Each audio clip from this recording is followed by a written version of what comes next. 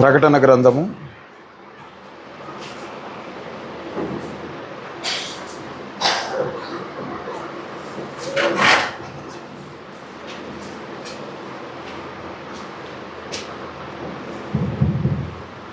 'నిలబడి ఉంటుండగా ప్రకటన గ్రంథము 1వ అధ్యాయము 9వ వచనం నుండి చదువుకుందాం. ప్రకటన గ్రంథం 1వ అధ్యాయము 9వ వచనం నుండి. మీ సహోదరుడును యేసును బట్టి కలుగు శ్రమలలోను రాజ్యములోను సహనములోను పాలివాడనైన యోహానను నేను దేవుని వాక్యము నిమిత్తమును యేసును గూర్చిన సాక్ష్యము నిమిత్తమును పద్మాసు దీపమున పరవాసినైతిని. ప్రభు దినమందు ఆత్మవశుడనై ఉండగా బూరధ్వని వంటి గొప్ప స్వరము నీవు చూచుచున్నది పుస్తకములో వ్రాసి ఎఫెసు, స్మర్ణ, పెర్గమ, తుయతైరా, సార్దీసు, ఫిలదెల్ఫియా, లవోదిక్య అను 7 సంఘములకు పంపుమని చెప్పుట నా వెనుక వింటిని. ఇది వినగా నాతో మాట్లాడుచున్న స్వరం ఏమిటో అని చూడ తిరగగా 7 సువర్ణ దీపస్తంభములను ఆ 7 దీప స్తంభముల మధ్యన మనుష్య కుమారుని పోలిన ఒకనిని చూచి తిని. ఆయన తన పాదముల మట్టుకు దిగుచున్న వస్త్రములు ధరించుకొని రొమ్మునకు బంగారు దట్టి కట్టించుకొని ఉండెను. 20వ వచనం. అనగా నా కుడి చేతిలో నీవు చూచిన 7 నక్షత్రములను గూర్చిన మర్మమును ఆ 7 సువర్ణ దీపస్తంభముల సంగతియు వ్రాయుము. ఆ 7 నక్షత్రములు 7 సంఘములకు దూతలు, ఆ 7 దీప స్తంభములు 7 సంఘములు. పరిశుద్ధుడా, జీవం కలిగిన దేవా, జీవాధిపతి, స్తోత్రములు తండ్రి, వందనములు యేసయ్య. ఈ రీతిగా మరొకసారి మీ పరిశుద్ధ గ్రంథంలో నుండి ప్రభా కొన్ని వాక్య లేఖనాలు చదవటానికి గాను ప్రభా నీవు కృప చూపించావు తండ్రి. అయితే మేము వాక్యము చదవగలిగిన వారముగా మాత్రమే ఉన్నాం మా గొప్ప దేవుడా. ప్రభా ఈ వాక్యాన్ని విరిచి వడ్డించవలసిన వాడు నీవే అయి ఉన్నావు ప్రభా. పరిపూర్ణమైన వాక్యమై ఉన్న మీ చుట్టూనే ప్రభా మేము సమావేశమై ఉన్నాం ప్రభా. మీ చుట్టూ సమావేశమైంటుండగా కూడి వచ్చిన మా అందరినీ ప్రభా యేసయ్య ప్రభా దర్శించమని కోరుచున్నాము. మమ్మల్ని ఉద్దేశించి మాట్లాడండి, మా హృదయాలు తాకండి, మా కనులు తెరవండి, మా హృదయాలు తెరవండి. మీ అభిషేకాన్ని మా మీద కుమ్మరించండి. మీ నిత్య జీవపు మాటలతో మా అంతరాత్మలను నింపమని కోరుచున్నాం మా గొప్ప దేవుడా. ప్రభా నీవు నాటిన ప్రతి మాట ప్రభా 100 ఫలించగలుగుటకు తండ్రి సహాయము దయచేయమని కోరుకుంటూ ఈ చిన్న ప్రార్థన ప్రభు అయిన యేసుక్రీస్తు నామములో అడిగి వేడుకొంచున్నాము. ఆమేన్. దయచేసి కూర్చొని. అన్ని నామముల కన్నా ఉన్నతమైన నామము, ప్రశస్తమైన నామము ప్రభు అయిన యేసుక్రీస్తు తన ఘనమైన నామానికి మహిమ కలుగును గాక. కూడి వచ్చిన సంఘానికి నా శుభములు.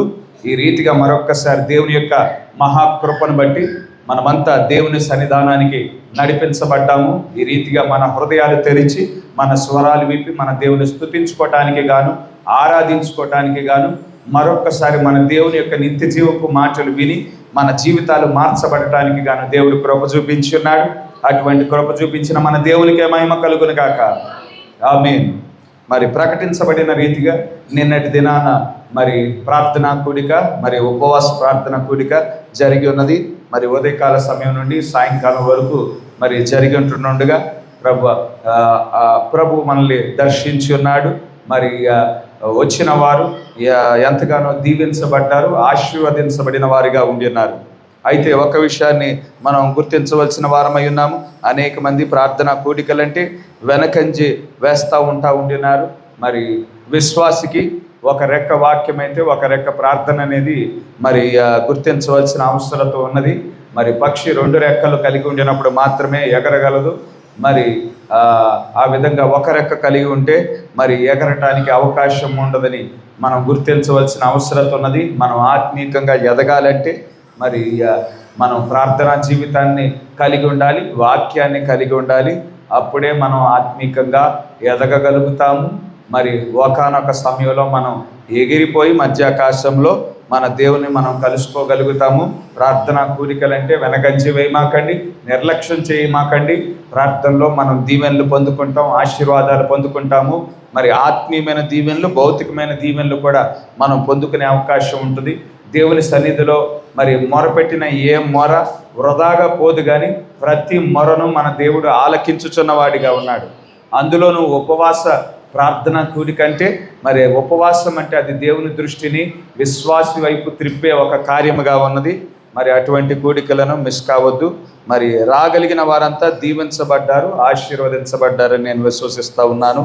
మరి ఆ విషయాన్ని గుర్తించండి. మరి యథావిధిగా ఈరోజు 5:30 గంటలకి కమ్యూనియన్ కార్యక్రమం ఉంటుంది. మరి ఈ నెలలో ఎటువంటి కమ్యూనియన్ కార్యక్రమంలో ఎటువంటి మార్పులు ఉండవు. మరి ఆ విషయాన్ని గుర్తించవలసిందిగా కోరుతా ఉన్నాను. 5:30 కల్లా సమావేశం అవుదాము. 5:30 కల్లా కమ్యూనియన్ కార్యక్రమం ప్రారంభించుకుందాము. ఈ మంగళవారం మనకి ఇక్కడ కిలేశ్వరం చర్చిలో ఎటువంటి కూడిక ఉండదు, కానీ మనకి మంగళవారము ఉదయము చెన్నారపాలెం కరుణా సిస్టర్ గారి గృహమందు ప్రత్యేకమైన కూడిక మరి ఉండనై ఉన్నది. మంగళవారము ఉదయం 10:30 గంటలకు ప్రత్యేకమైన కూడిక చెన్నారపాలెము. దయచేసి గమనించవలసిందిగా కోరుతా ఉన్నాను. విజయవాడ, కిలేశ్వరం, దాములూరు మరి అందరు విశ్వాసులను ఆహ్వానించి మరి కుటుంబ సభ్యులు తెలియజేసి ఉన్నారు. ప్రత్యేకమైన కూడిక ఈ మంగళవారం 10:30 గంటలకు జరుగును. మరి చెన్నారపాలెం సైమన్ సహోదరుడు మరియు కరుణా సిస్టర్ గారి గృహమందు జరుగును. దయచేసి ఆ విషయాన్ని గమనించవలసిందిగా కోరుతా ఉన్నాను. మంచిది. మనం చదివిన వాక్య లేఖనాన్ని ఇక్కడ చిన్న సాక్ష్యాన్ని రాసి పంపించి ఉన్నారు. గడిచిన వారము సహోదరి ఎమిమా సిస్టర్ గారికి మరి కాలు నొప్పితో మరి బాధపడతా ఉంటుండగా, మరి ఆ కాలు నొప్పి వలన కూర్చోలేని పరిస్థితిలో ఉంటుండగా మరి దేవుని సన్నిధిలో మనం మొరపెట్టినప్పుడు దేవుడు మొరను ఆలకించి ఉన్నాడని, సంపూర్ణ స్వస్థత ఇచ్చున్నాడని సాక్ష్యం మరి రాసి పంపించుంటుండగా ఈ సాక్ష్యాన్ని బట్టి దేవునికే మహిమ కలుగును గాక. ఆమేన్. చదివిన వాక్య లేఖనం ఆధారం చేసుకొని మనం ఇంతకు ముందు గడిచిన నెలలో 2 అంశాల మీద మనం మాట్లాడుకున్నాము. చదివిన వాక్య లేఖనం ఆధారం చేసుకొని పాత నిబంధనలో ఉండిన దీపస్తంభము క్రీస్తును ప్రతిబింబించుచుంటుండగా, కొత్త నిబంధనలో ఉండిన దీపస్తంభం అది వధువును ప్రతిబింబిస్తూ ఉన్నది అనే అంశాన్ని మనం చూసుకున్నాము. రెండో అంశము పాత నిబంధనలో ఉండిన దీపస్తంభం ఏ విధంగా కొట్టబడిన బంగారముతో చేయబడిందో, అదేవిధంగా కొత్త నిబంధనలో ఉండిన దీపస్తంభం వధువును ప్రతిబింబించుంటుండగా ఆ దీపస్తంభం కూడా మరి కొట్టబడిన బంగారంతో చేయబడింది అనే అంశం కూడా మనం ధ్యానించుకున్నాము.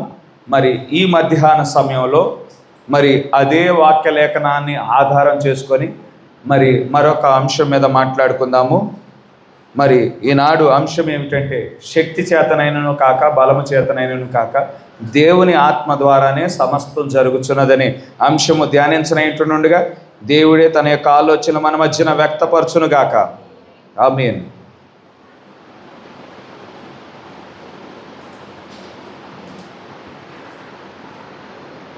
ఇక్కడ ఈ ప్రకటన గ్రంథం 1వ అధ్యాయము 20వ వచనాన్ని చదివాం.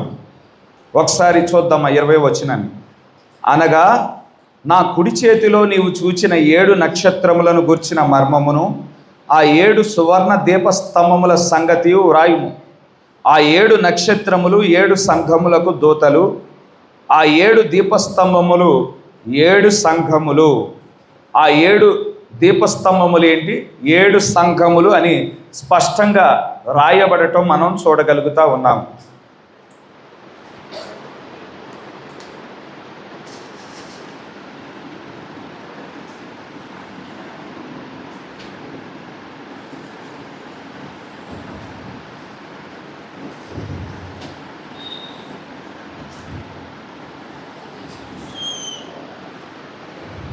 కనుక ప్రకటన గ్రంథంలో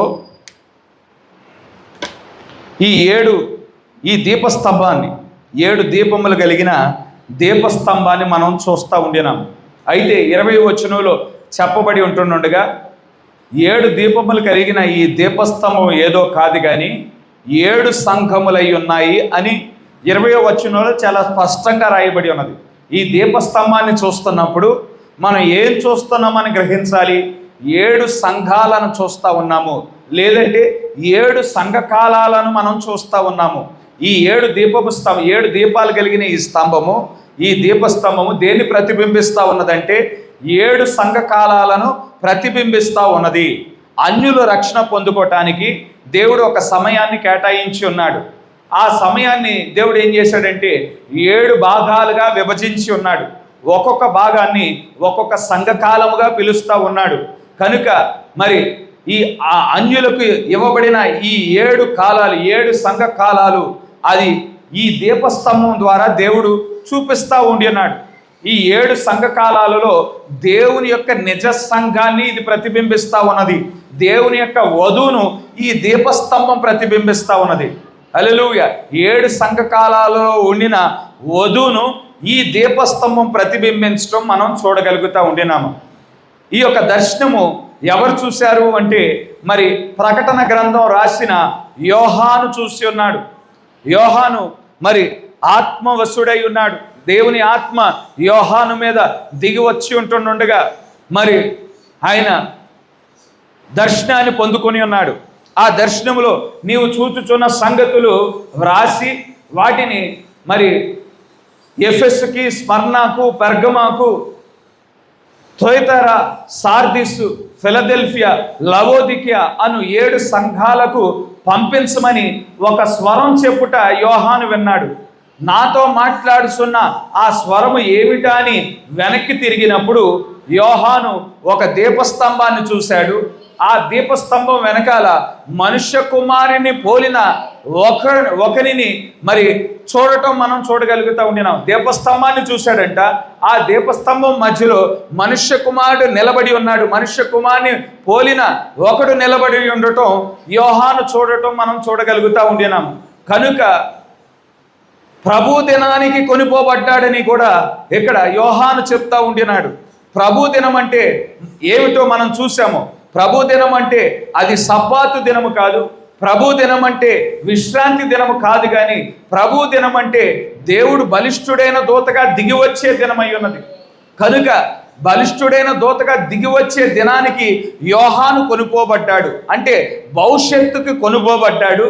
భవిష్యత్తులో జరగనయ్యున్న కార్యములు చూడటానికి దేవుడు టైం ట్రావెలింగ్ చేయించాడు యోహాన్తో. భవిష్యత్తులోనికి తీసుకువెళ్ళి భవిష్యత్తులో నెరవేర్చబడే సంగతులను యోహానికి చూపించడం మనం చూడగలుగుతూ ఉండినాం. ప్రభు బలిష్ఠుడైన దూతగా దిగి వచ్చిన కాలంలో ఈనాడు మనం జీవిస్తూ ఉన్నాం. హల్లెలూయా. 1963 సంవత్సరంలో ఫిబ్రవరి 28వ తారీఖున ఆయన మేఘము ధరించుకొని వచ్చిన వాడిగా ఉన్నాడు. ఒక పాదాన్ని భూమి మీద మోపాడు, ఒక పాదాన్ని సముద్రం మీద మోపాడు. ఆయన కుడి చేతిలో 7 ముద్రలతో కూడిన గ్రంథం ఉన్నది. ఆ గ్రంథం ఇప్పుడు మూయబడి లేదు, కానీ 7 ముద్రలు తీయబడి తెరవబడిన పుస్తకంగా ఉన్నది. కనుక ఆ ప్రభు దినమునకు కొనిపోబడిన యోహాను తనతో మాట్లాడుచున్న స్వరం ఏమిటా అని తిరిగినప్పుడు దీపస్తంభాన్ని చూస్తూ ఉన్నాడు. ఆ దీపస్తంభం మధ్యలో మరి మనుష్య కుమారుని పోలిన ఒకరిని నేను చూశాను అని చెప్తా ఉన్నాడు. కనుక ప్రభు దినమందు మరి మనుష్య కుమారుడు ఎక్కడున్నాడు? ఆర్సిఎం సంస్థలో ఉన్నాడా? పెంతెకొస్తు సంస్థలో ఉన్నాడా? మెథడిస్ట్ సంస్థలో ఉన్నాడా?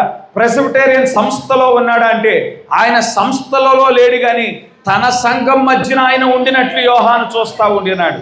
హల్లెలూయా. సంస్థలలో ఉండటానికి ఆయనే వ్యాపారవేత్త కాదు. సంస్థలలో పెద్ద పెద్ద కంపెనీలలో ఉండటానికి మన దేవుడు వ్యాపారవేత్త కాదు, కానీ దేవుడు తన సంఘం మధ్యన ఆయన ఉండివాడై ఉన్నాడు. అదే కార్యాన్ని ఇక్కడ యోహాను చూచుచున్నవాడిగా ఉండినాడు.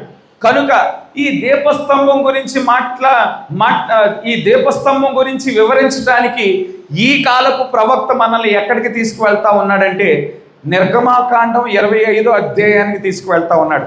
ప్రకటన గ్రంథంలో ఉండిన ఈ దీపస్తంభాన్ని వివరించడానికి ఎక్కడికి తీసుకువెళ్తా ఉన్నాడు?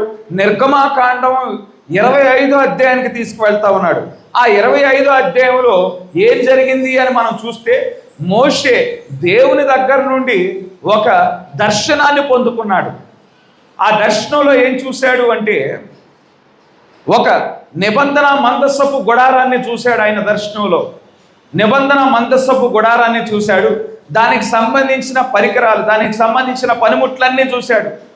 ఏ నమూనాలో అయితే మోషే చూశాడు అదే నమూనాలో భూమి మీద నువ్వు నిబంధన మందసపు గుడారాన్ని నిర్మించాలి అని మోషేకు దేవుడు ఒక ఆజ్ఞ ఇచ్చి ఉన్నాడు. నిబంధన మందసపు గుడారంలో అనేకమైన పనిముట్లు ఉంటాయి. బలిపీఠం ఉంటుంది, గంగాళం ఉంటుంది, సముఖపు రొట్టె బల్ల ఉంటుంది, దీపస్తంభం ఉంటుంది, ధూపం వేసే బలిపీఠం ఉంటుంది, అదేవిధంగా అతి పరిశుద్ధ స్థలంలో మందసం ఉంటుంది. ఇలా అనేక పరికరాలు ఉంటాయి. వాటన్నిటి నమూనాను దేవుడు చూపించి, ఆ గుడారాన్ని దేవుడు చూపించి, నువ్వు దర్శనంలో ఏదైతే చూసావో అదే నమూనాలో నువ్వు భూమి మీద నిర్మించాలి, ఒక మందసపు గుడారాన్ని నువ్వు నిర్మించాలి అని దేవుడు మోషేకు మరి ఈ నిర్గమాకాండము 25వ అధ్యాయములో ఆజ్ఞ ఇవ్వటం మనం చూడగలుగుతూ ఉండినాం. అయితే నిర్గమాకాండం 37వ అధ్యాయముకి వచ్చేపాటికి అక్కడ నిబంధన, ఆ యొక్క దీపస్తంభాన్ని నిర్మించడం మనం చూస్తూ ఉన్నాం. అయితే ఆజ్ఞ పొందుకున్న తర్వాత మోషే ఏం చేస్తూ ఉన్నాడు? మోషే ఆ నిబంధన మందసపు గుడారానికి సంబంధించిన వాటన్నిటినీ నిర్మించడానికి దేవుడు ఎవరినైతే నిర్ణయించున్నాడో, ఎవరికైతే తలాంతు ఇచ్చున్నాడో, ఎవరి మీద అయితే దేవుని ఆత్మ ఉంచబడిందో వారిని ఎంపిక చేసి, ఇదిగో నువ్వు ఇది తయారు చేయి, నువ్వు ఇది తయారు చేయని వారికి ఆ బాధ్యతను అప్పగిస్తూ ఉన్నాడు. 37వ అధ్యాయంకి వచ్చేపాటికి దీపస్తంభం గురించి మాట్లాడబడతా ఉన్నది. దీపస్తంభం నిర్మించబడతా ఉన్నది. ఏ విధంగా నిర్మించబడుతుందో ఆ 37వ అధ్యాయంలో మనం చూడగలుగుతా ఉన్నాము. 37వ అధ్యాయము 17వ వచనం, నిర్గమాకాండము 37వ అధ్యాయము 17వ వచనం. అతడు మేలిమి బంగారముతో దీపవృక్షమును చేసెను. ఆ దీపవృక్షము దాని ప్రాకాండము దాని కొమ్మను నక్షీ పనిగా చేసెను. దాని కలశములు మొగ్గలు పువ్వులు ఏకాండమై ఉన్నాయి. నిబంధన మందసపు గుడారంలో అనేక పరికరాలు ఉన్నాయి అని మనం ఎరిగి ఉన్నాం.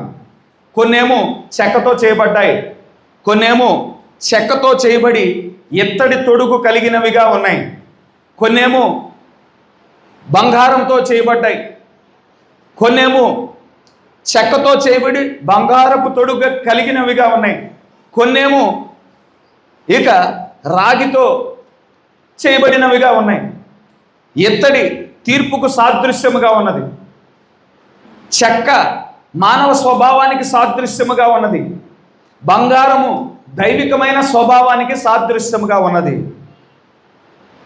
కానీ ఈ దీపస్తంభం దగ్గరికి వచ్చేపాటికి, నిబంధన మందసపు గుడారములో ఉండే దీపస్తంభం దగ్గరికి వచ్చేపాటికి ఇది స్వచ్ఛమైన బంగారంతో చేయాలి అని దేవుడు ఆజ్ఞ ఇచ్చి ఉన్నాడు. ఇది చెక్కతో చేయబడి బంగారపు తొడుగు కలిగినదిగా దేవుడు చేయమంటం లేదు.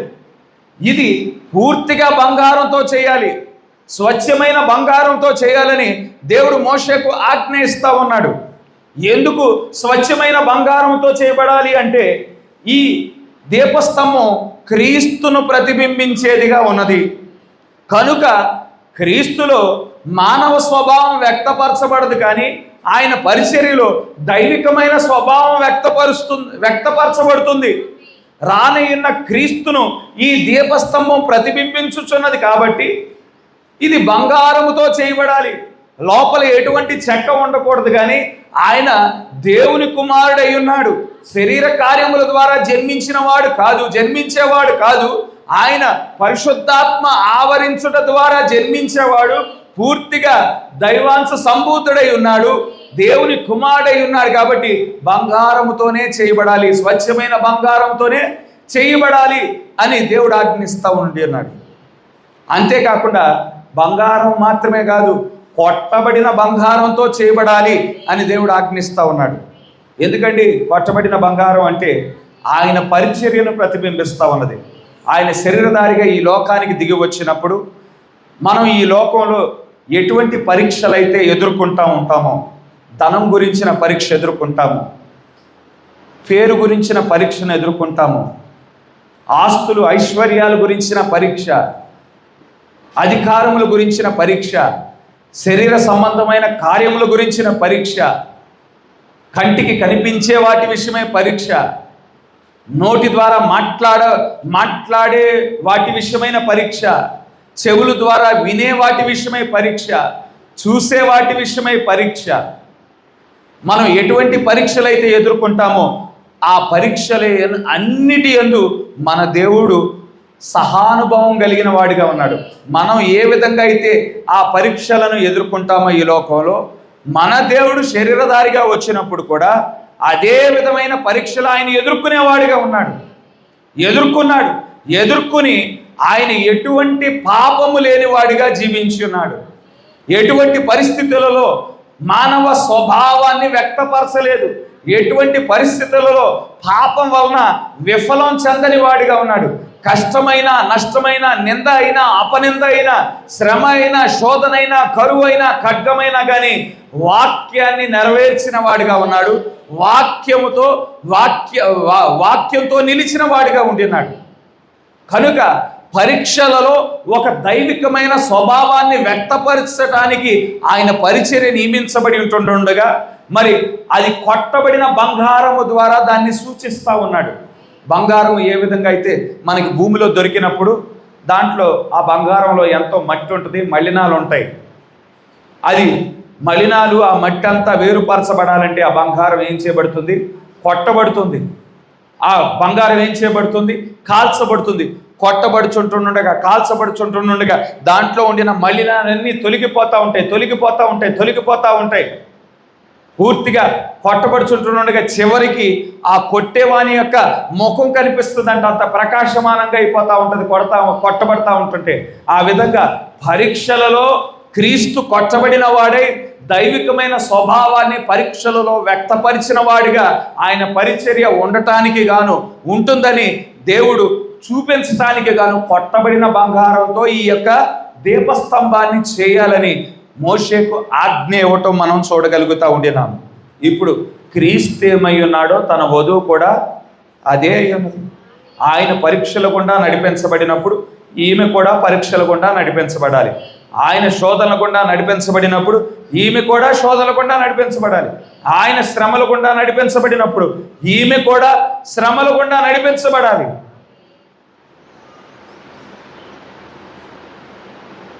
మనం ఈ భూమి మీదకి పంపించబడ్డాము అంటే మనం పరీక్షా స్థలముకి పంపించబడ్డాము. ఈ భూమి పరీక్షా స్థలమై ఉన్నది. మనం పరీక్షించబడటానికి పరీక్షా స్థలానికి దేవుడు పంపించి ఉన్నాడు. కనుక పరీక్షల గుండానే మనం వెళ్తాం, శోధనల గుండానే వెళ్తాం, శ్రమల గుండానే వెళ్తాము. అయితే ఆ పరిస్థితులలో ప్రభువా ఈ పరీక్ష నా జీవితం నుండి తీసేయి, ఈ శ్రమను నా జీవితం నుండి తీసేయి, ఈ శోధన నా జీవితం నుండి తీసివేయి అని ప్రార్థించుట మరి సరైనది కాదు. కానీ ఈ పరీక్షలు, ఈ శోధనలు, ఈ శ్రమలు ఈ జీవితంలో సహజంగా దేవుడే అనుమతించువాడై ఉన్నాడు. అనుమతించినప్పుడు మనం చేయవలసిన ప్రార్థన ఏంటంటే, ప్రభువా ఈ పరీక్ష నా జీవితంలో జరిగింది, అయితే ఈ పరీక్ష నేను ఎదుర్కొనిచుంటుండగా నేను కుడికి కానీ ఎడమకు కానీ తప్పిపోకోకుండా, నేను తొట్టిల్ల పడుకోకుండా నన్ను నిలబెట్టుకో ప్రభువా. ఈ శ్రమ నా జీవితంలో వచ్చింది ప్రభువా, ఈ శ్రమను బట్టి ప్రభువా నేను వాక్యాన్ని విడిచిపెట్టకుండా కష్టమైనా కానీ ఈ వాక్యంతోనే నిలిచి ఉండగలుగుటకు సహాయము చేయి ప్రభువా. ఈ శోధనను బట్టి ప్రభువా నిన్ను దూషించకుండా, నీ మీద నేరారోపణ చేయకుండా, నేరారోపణ చేసి నేను పాపం చేయకోకుండా నన్ను ధైర్యపరచు ప్రభువా. ఈ శ్రమ గుండా, ఈ పరీక్ష గుండా, ఈ శోధన గుండా నీవే నన్ను నడిపించు ప్రభువా అని మనం ప్రార్థన చేయాల్సిన అవసరత ఉన్నది. పరీక్ష వచ్చినప్పుడు గమనించండి, పరీక్షలు, శోధనలు, శ్రమలు మన జీవితానికి మేలై ఉన్నాయి. ఎందుకంటే పరీక్ష వెనకాల దేవుని యొక్క ఆశీర్వాదం దాగి ఉంటుంది. శోధనల వెనకాల దేవుని యొక్క ప్రత్యక్షతనిచ్చువాడై ఉన్నాడు. యోబును గమనించండి, యోబుని దేవుడు పరీక్షించాడు.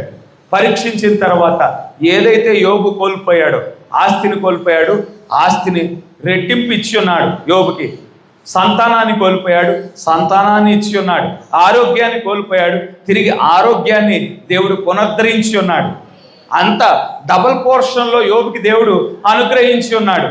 హల్లెలూయా. పరీక్ష తర్వాత ఏదైతే కోల్పోయాడో అవన్నీ డబుల్ పోర్షన్లో, 100 మేకల మంద కోల్పోయాడు అనుకోండి, 200 ఇచ్చాడు దేవుడు. 50 గాడిదలు కోల్పోయాడు అనుకోండి, 100 గాడిదలు ఇచ్చాడు. 50 ఒంటెలు కోల్పోయాడు అనుకోండి, 100 ఒంటెలు ఇచ్చాడు. ఆ విధంగా రెట్టింపు ఇచ్చిన వాడిగా ఉండినాడు. 100 కాసుల బంగారం కోల్పోయాడు అనుకోండి, 200 కాసుల బంగారాన్ని ఇచ్చాడు, వెండినిచ్చాడు. ఆ విధంగా దేవుడు రెట్టింపునిచ్చిన వాడిగా ఉన్నాడు. పరీక్ష తర్వాత కేవలం భౌతికమైన ఆశీర్వాదాలు మాత్రమే కాదు, దేవుడు అంతకంటే ప్రాముఖ్యమైన ఒక ప్రత్యక్షతను కూడా యోబుకి ఇచ్చి ఉన్నాడు. ఏంటా ప్రత్యక్షత అంటే, యోబు ఒక దర్శనాన్ని పొందుకున్నాడు. ఆ దర్శనంలో ఏ దేవుడైతే తనను సృష్టించి ఉన్నాడో ఆ సృష్టికర్తే ఈ లోకానికి మరి ఆయన విమోచకుడిగా వచ్చినట్లు, సమీప బంధువుడిగా వచ్చినట్లు యోబు చూడగలిగిన వాడిగా ఉన్నాడు. ఆయన ఈ భూమి మీదకి వచ్చినప్పుడు యోబు సజీవుడిగా చూస్తూ ఉన్నాడు. ఇక యోబుకి ఒక నిశ్చయత వచ్చేసింది, నా విమోచకుడు ఈ భూమి మీదకి వస్తాడు, నా సృష్టికర్త ఈ భూమి మీదకి ఒక రక్షకుడిగా వస్తాడు. అప్పటికి నేను జీవించకపోయినా కానీ, నా శరీరానికి సంబంధించిన పురుగులు ఈ శరీరాన్ని తినివేసినా కానీ, ఈ శరీరము మట్టిలో కలిసిపోయినా కానీ నా దేవుడు నన్ను మరణం నుండి లేపుతాడు, నేను సజీవుడిగా ఆయన్ను చూస్తానని పరీక్ష తర్వాత ఈ గొప్ప ప్రత్యక్షతను పొందుకునే వాడిగా ఉన్నాడు. కనుక ఏ పరీక్షలు లేని జీవితం కంటే, ఏ శ్రమలు లేని జీవితం కంటే, ఏ శోధన లేని జీవితం కంటే పరీక్షలు ఉండిన జీవితమే ఆశీర్వాదవంతమైన జీవితముగా ఉండునని మనం గుర్తించవలసిన అవసరం ఉన్నది. 18వ వచనాన్ని గమనించండి. 37వ వచనం, 18వ వచనం. నిర్గమాకాండం. దీపవృక్షం యొక్క ఇరు ప్రక్కల నుండి 3 కొమ్ములు, అట్లు దాని ప్రక్కల నుండి 6 కొమ్ములు బయలుదేరినవి. ఒక కొమ్ములో మొగ్గలు పువ్వులు గల బాదాము రూపమైన 3 కలశములు, రెండో కొమ్మలో మొగ్గలు పువ్వులు గల బాదాము రూపమైన 3 కలశములు అట్లు దీపవృక్షము నుండి బయలుదేరిన 6 కొమ్ములకు ఉండెను. మరియు దీపవృక్షమందు దాని మొగ్గలు దాని పువ్వులు బాదాము రూపమైన 4 కలశములు ఉండెను. దీపవృక్షము నుండి బయలుదేరు 6 కొమ్ములలో 2 కొమ్ముల క్రింద ఏకాండమైన మొగ్గయు నుండెను. వాటి మొగ్గలు వాటి కొమ్మలు ఏకాండమైనవి. అదంతయు ఏకాండమైనదై మేలిమి బంగారముతో నక్షి పనిగా చేయబడెను. మరియు అతడు దాని 7 ప్రదీపములను, దాని కత్తెరను, దాని పట్టకరను, దాని కత్తెర చెప్పను మేలిమి బంగారముతో చేసెను. దానిని దాని ఉపకరణములన్నిటినీ 40 వీసెల మేలిమి బంగారముతో చేసెను. కనుక ఈ దీపస్తంభం మోషే యొక్క ఆలోచన కాదు, మోషే యొక్క తలంపులు కాదు. దేవుడు మోషేకు దర్శనం ఇచ్చాడు. ఆ దర్శనంలో ఏ నమూనాలో అయితే దేవుడు చూపించున్నాడు మోషేకు, ఆ నమూనా ప్రకారము ఈ యొక్క దీపస్తంభం కానీ, ఆ యొక్క నిబంధన మందస్సపు గుడారంలో ఏ పరికరమైనా కానీ అదే నమూనాలో చేయబడటం మనం చూడగలుగుతూ ఉండినాం. ఈ దీపస్తంభం యొక్క వివరణ మనం చూసినట్లయితే, మరి కొమ్మలు, మొగ్గలు, పువ్వులు, కలశములు, ఆ కలశములు కూడా బాదాము రూపమైన కలశములు మరి ఉండాలి అని ఇక్కడ చెప్పబడటం మనం చూడగలుగుతూ ఉండినాం. కనుక ఈ దీపస్తంభాన్ని చూసినప్పుడు అది ఏ విధంగా తయారు చేయబడిందంటే, ఒక చెట్టును ప్రతిబింబించే విధంగా అది తయారు చేయబడింది. ఎటువంటి చెట్టు? బాదాము చెట్టును ప్రతిబింబించే విధంగా బాదాము మొగ్గలు ఉండాలి, బాదాము యొక్క కలశం, బాదాము రూపంలో ఉండిన కలశములు ఉండాలి అని చెప్పబడటం మనం చూడగలుగుతూ ఉండినాం. ఈ దీపస్తంభము స్వచ్ఛమైన బంగారముతో చేయబడాలి, అది కూడా కొట్టబడిన బంగారముగా ఉండాలి. దీని పని ఒక చెట్టును ప్రతిబింబించే విధంగా ఉండాలి. ఆ చెట్టు కూడా బాదాము చెట్టు వలె ఈ యొక్క దీపస్తంభం ఉండటానికి గాను దేవుడు ఆజ్ఞాపించిన వాడిగా ఉన్నాడు. ఇక్కడ ఒక చెట్టును ప్రతిబింబించే విధంగా ఉండాలి. ఆది కాండంలో కూడా మనం ఒక చెట్టును చూస్తూ ఉన్నాము. అక్కడ ఆది కాండములో ఏదేను వనములో మనము జీవమిచ్చు చెట్టును మనం చూస్తూ ఉన్నాం, జీవవృక్షాన్ని చూస్తూ ఉన్నాం. ఏదేను వనంలో భౌతికమైన చెట్లు ఉన్నాయి. మన భూమి మీద ఈ చెట్లు ఏ విధంగా ఉన్నాయో ఆ వనంలో భౌతికమైన చెట్లు ఉన్నాయి, చెట్లుగా పిలవబడినవి కూడా ఉన్నాయి.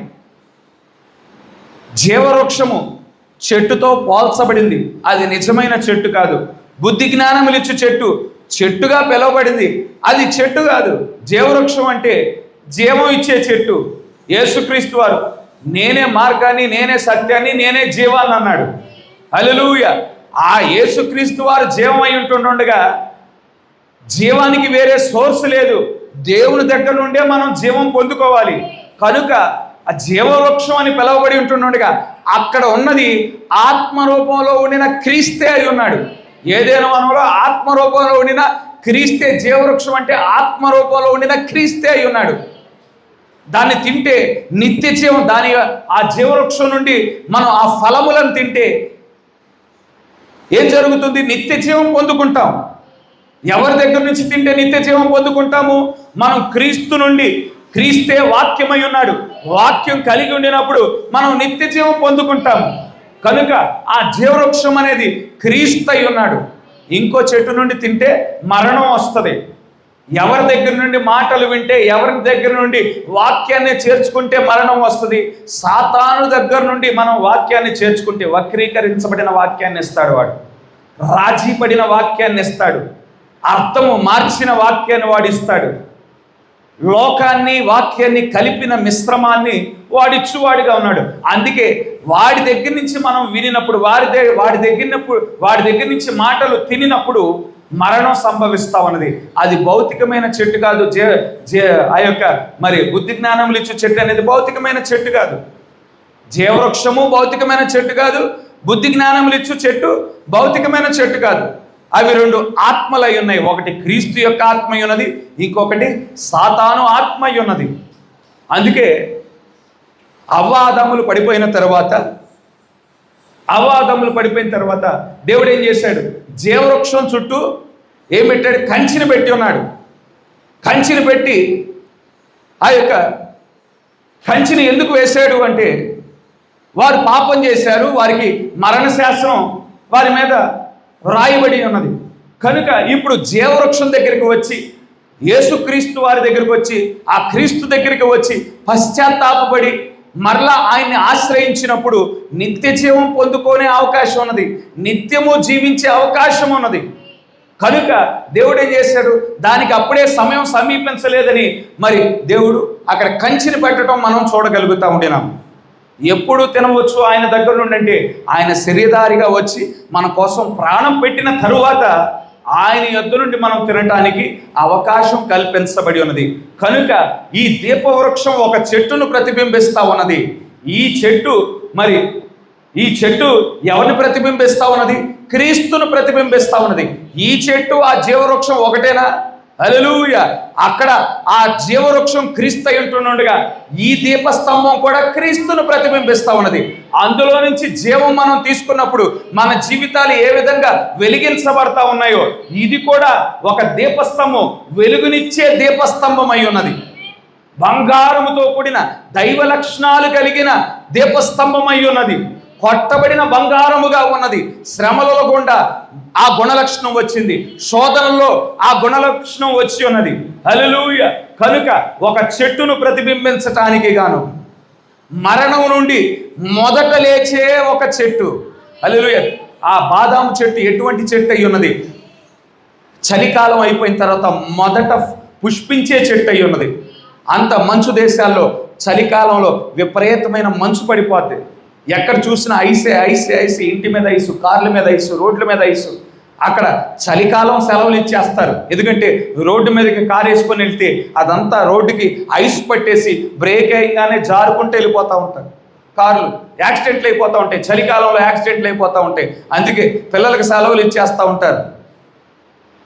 ఆ యొక్క చలికాలం అయిపోతుంటుండగా మొదట ఫలించే చెట్టు ఏదంటే బాదాము చెట్టు అయి ఉన్నది. మరణం నుండి పునరుద్ధానం చెందే మొదటి చెట్టు అయి ఉన్నది. అది క్రీస్తును ప్రతిబింబిస్తూ ఉన్నది. కనుక ఇది ఒక చెట్టును ప్రతిబింబించాలి. అది జీవవృక్షాన్ని ప్రతిబింబించడానికి గాను దేవుడు ఆ విధంగా చేసి ఉన్నాడు. అయితే ఇప్పుడు పాత నిబంధనలో ఈ దీపవృక్షం క్రీస్తును ప్రతిబింబించి ఉంటుండగా, ప్రకటన గ్రంథంలో ఇక్కడ యోహాను మరొక దీపస్తంభాన్ని చూస్తూ ఉన్నాడు. హల్లెలూయా. అది ఎవరిని ప్రతిబింబిస్తా ఉన్నది? వధువును ప్రతిబింబిస్తా ఉన్నది. హల్లెలూయా. ఈయన బంగారంతో చేయబడిన విధంగా ఆమె కూడా బంగారంతో చేయబడి ఉన్నది. ఈయన కొట్టబడిన బంగారంతో చేయబడగా ఆమె కూడా కొట్టబడిన బంగారమే. ఈయన మరి ఆ యొక్క వెలుగును కలిగి ఉంటుండగా ఈయన యొక్క వెలుగు ఆమె కలిగి ఉండటం. జగత్పునాది వేయబడటానికి మునిపే క్రీస్తు ఏ ఆలోచన కలిగి ఉన్నాడు? నేను ఏమై ఉన్నానో నా వధువు కూడా అదే అయి ఉండాలి. నేను ఏ వాక్యం అయితే అయి ఉన్నానో ఆమె కూడా అదే వాక్యం అయి ఉండాలి. నేను ఏ ఆత్మ అయితే కలిగి ఉన్నానో ఆమె కూడా అదే ఆత్మ కలిగి ఉండాలి. నేను ఏ జీవం అయితే అయి ఉన్నానో ఆమె కూడా అదే జీవం కలిగి ఉండాలి. హల్లెలూయా. ఎందుకంటే ఆమె నాలో నుండి తీయబడిన భాగం అయి ఉన్నది కాబట్టి. కనుక ఈ దీపస్తంభాన్ని, ప్రకటన గ్రంథంలో ఉండిన దీపస్తంభాన్ని, దాన్ని వివరించడానికి ప్రవక్త మనల్ని ఎక్కడికి తీసుకెళ్తా ఉన్నాడు? నిర్గమాకాండం దగ్గరికి తీసుకువెళ్తా ఉన్నాడు. 37వ అధ్యాయం దగ్గరికి మనల్ని తీసుకువెళ్తా ఉన్నాడు. ఆ లేఖనం మాత్రమే కాకుండా మరొక లేఖనాన్ని కూడా ప్రవక్త ఉపయోగిస్తూ ఉన్నాడు. మరొక లేఖనం ఏమిటంటే జకర్యా గ్రంథం 4వ అధ్యాయానికి తీసుకువెళ్తా ఉన్నాడు. ప్రకటన గ్రంథంలో ఉండిన దీపస్తంభం గురించి మనకి వివరించడానికి నిర్గమాకాండం 37వ అధ్యాయాన్ని దగ్గరికి తీసుకువెళ్తా ఉన్నాడు. అదేవిధంగా జకర్యా గ్రంథం 4వ అధ్యాయం దగ్గర కూడా తీసుకువెళ్తా ఉన్నాడు. 4వ అధ్యాయం తెరుద్దాం. మొదటి వచనం, జకర్యా గ్రంథము 4వ అధ్యాయం మొదటి వచనం. నాతో మాట్లాడుచున్న దూత తిరిగి వచ్చి నిద్రపోయిన ఒకరిని లేపినట్లు నన్ను లేపి, నీకు ఏమి కనబడుచున్నదని అడుగగా, నేను సువర్ణమయమైన దీపస్తంభమును, దాని మీద ఒక ప్రమిదయును, దీపస్తంభమునకు 7 దీపములను, దీపమునకు 7 గొట్టములను కనబడుచున్నవి.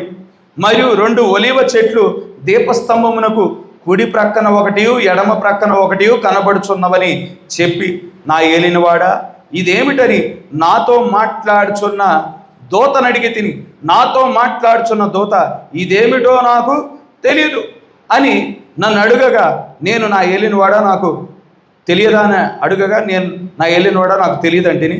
అప్పుడు అతడు నాతో ఇట్లా, నేను జెరుబ్బాబేలు నాకు ప్రత్యక్షమగు యెహోవా వాక్కు ఇదే, శక్తి చేతనైనను బలము చేతనైనను కాక నా ఆత్మ చేతనే ఇది జరుగునని సైన్యములకు అధిపతి యెహోవా సెలవిచ్చెను. ఏ దర్శనం చూశాడంటే, ఒకసారి ప్రొజెక్టర్ ఆన్ చేయండి మళ్ళీగా. ఇక్కడ ప్రవక్త అయిన జకర్యా, ప్రొజెక్టర్ ఆన్ చేయండి. ప్రవక్త అయిన జకర్యా ఆయన నిద్రపోతా ఉన్నాడు. ఆయన దగ్గరకు నిబంధన దూత వచ్చాడు. నిబంధన దూత అంటే దేవుడే అయి ఉన్నాడు. హల్లెలూయా. ఆయనే వచ్చి నిద్రపోతున్న ప్రవక్తను మరి నిద్ర లేపి ఒక దర్శనాన్ని కలుగజేసి ఉన్నాడు. ఆ దర్శనంలో ఒక దీపస్తంభాన్ని చూశాడు. ఇరుప్రక్కల 2 చెట్లను చూడటం మనం చూడగలుగుతూ ఉండినాం. ఒలీవ చెట్లు చూస్తూ ఉన్నాడు.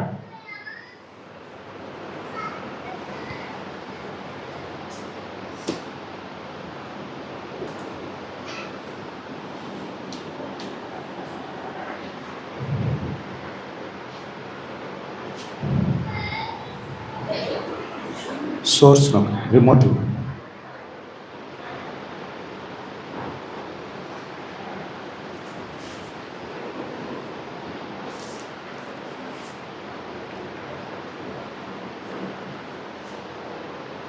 కొంచెం లైట్ ఆఫ్ చేసేయండి. ప్రవక్త అయిన జకర్యా ఒక దర్శనాన్ని పొందుకున్నాడు. ఆ దర్శనంలో మధ్యలో దీపస్తంభాన్ని చూశాడు. అటు ఇటు 2 ఒలీవ చెట్లను చూసి ఉన్నాడు. ఒలీవ చెట్లను చూడగా దర్శనాన్ని జకర్యా అయితే చూశాడు. చూసి నిబంధన దూతను అడుగుతా ఉన్నాడు, నా ఏలినవాడా, ఈ దర్శనానికి అర్థం ఏమిటి అని ప్రవక్త అడుగుతా ఉన్నాడు. ప్రవక్తను భావం అడిగినప్పుడు సాధారణంగా ఏం చెప్పాలి? ఇదిగో ఈ దీపస్తంభం ఫలానా కార్యాన్ని ప్రతిబింబిస్తూ ఉన్నది, ఆ 7 దీపాలు ఫలానా కార్యాన్ని ప్రతిబింబిస్తూ ఉన్నాయి, ఈ 2 చెట్లు ఫలానా కార్యాన్ని ప్రతిబింబిస్తూ ఉన్నాయి అని సమాధానం చెప్పాలి. అయితే ఇక్కడ నిబంధన దూత ఏమని సమాధానం ఇచ్చింది? నిబంధన దూత ఏమని సమాధానం ఇచ్చాడు? దాని వివరణ ఏమిటంటే, శక్తి చేతనైనను బలము చేతనైనను కాక నా ఆత్మ చేతనే ఇది జరుగును. సమాధానం, ప్రభువా ఈ దర్శనం యొక్క భావం ఏంటి అని అడిగితే సమాధానం ఏ విధంగా ఉన్నదంటే అసలు అర్థం కాని సమాధానంగా ఉన్నది. విచిత్రమైన సమాధానం. ప్రభువా నువ్వు చూపించిన దర్శనానికి దాని భావం అడిగితే నువ్వు చెప్పిన సమాధానమే అర్థం కాలేదు. శక్తి చేతనైనను బలము చేతనైనను కాక నా ఆత్మ చేతనే ఇది జరుగుతున్నదని నీవు చెప్పావు ప్రభా. ఏమాత్రం అర్థం కాలేదు ప్రభా అన్నట్టుగా ఉన్నది. సరే, తర్వాత వచనాలు చదువుదాం. 7వ వచనం, గొప్ప పర్వతము జెరుబ్బాబెలును అడ్డగించుటకు నీవు ఏమాత్రపు దానవు, నీవు చదును భూమి అగుదువు, కృప కలుగును గాక అని జనులు కేకలు వేయగా అతడు పైరాయి తీసుకొని పెట్టించును. యెహోవా వాక్కు మరలా నాకు ప్రత్యక్షమై ఇలాగు సెలవిచ్చెను, జెరుబ్బాబెలు చేతులు ఈ మందిరపు పునాది వేసినవి, అతని చేతులు ముగించును.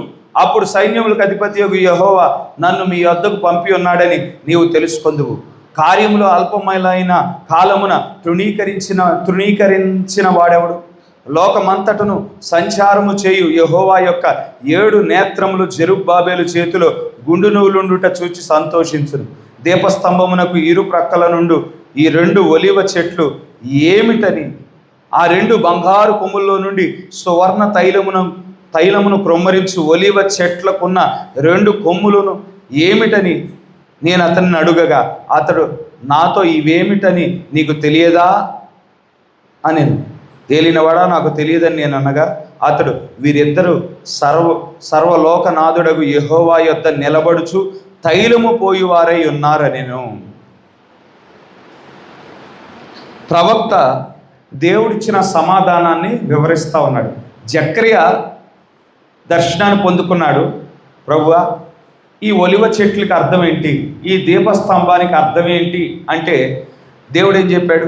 శక్తి చేతనైనను బలము చేతనైనను కాక నా ఆత్మ ద్వారానే ఇవి జరుగుతున్నాయని దేవుడు అర్థాన్ని చెప్పాడు. ఆ అర్థం కూడా మనకు అర్థం అవట్లా. ఆ అర్థాన్ని కూడా వివరించడానికి దేవుడు మనకు ఒక ప్రవక్తను పంపించి ఉన్నాడు ఈ ముగింపు కాలంలో. ఆయన సంఘకాలాల్లో దాని యొక్క వివరణ చెప్తా ఉన్నాడు. సంఘకాలాల్లో పద్మాసు దీపం అనే అంశంలో ఈ మాటలు చెప్తా ఉన్నాడు. If you want to get a beautiful picture of the lamp, read about it in Zechariah 4. దీపస్తంభం గురించిన చిత్రము మీరు గ్రహించగలగటానికి నువ్వు ఎక్కడికి వెళ్ళాలంటే జకర్యా గ్రంథాన్ని చదవాలి, 4వ అధ్యాయాన్ని చదవాలి అని ప్రవక్త చెప్తా ఉన్నాడు. Here is another lamp of pure gold. ఇదిగో ఇక్కడ మనం మరొక దీపస్తంభాన్ని చూస్తూ ఉన్నాం. ఒకటేమో ప్రకటన గ్రంథంలో దీపస్తంభాన్ని చూస్తూ ఉన్నాము, ఇక్కడ మరొక దీపస్తంభాన్ని మనం చూస్తూ ఉన్నాము అని ప్రవక్త అంటా ఉన్నాడు.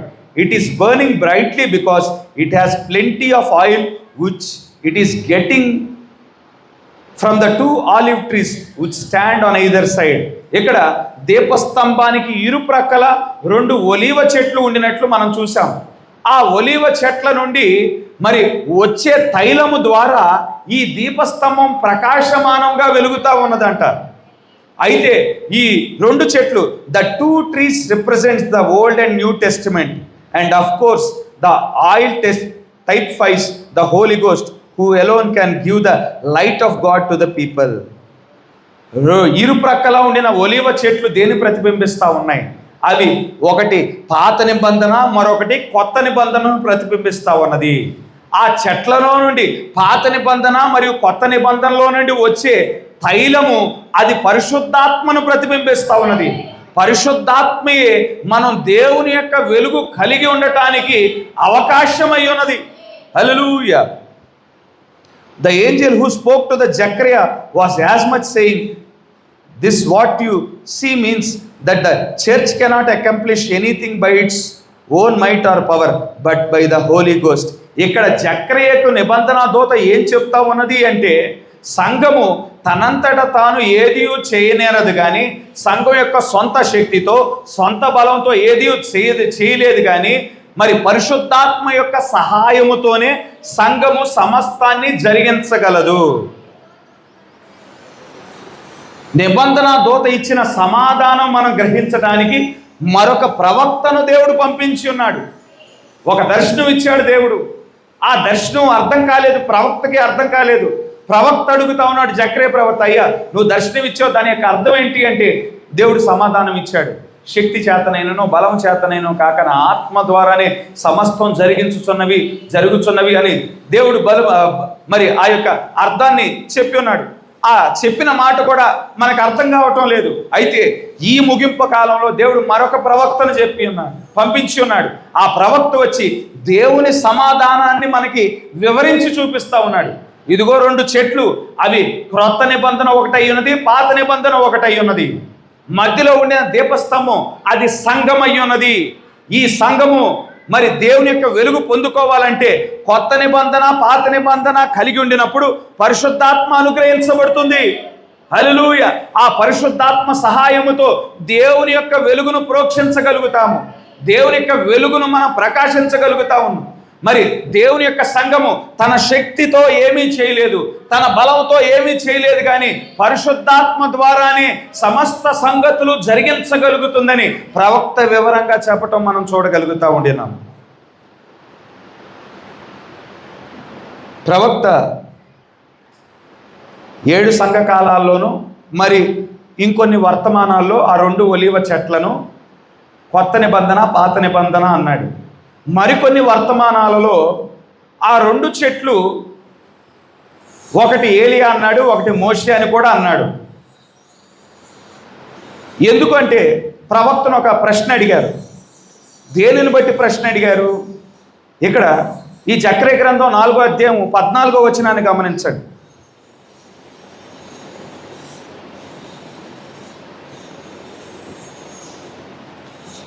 14వ వచనం మనం గమనించినట్లయితే, అతడు వీరిద్దరూ సర్వలోకనాథుడగు యెహోవా యొద్ద నిలవబడుచు తైలము పోయివారై ఉన్నారనిను.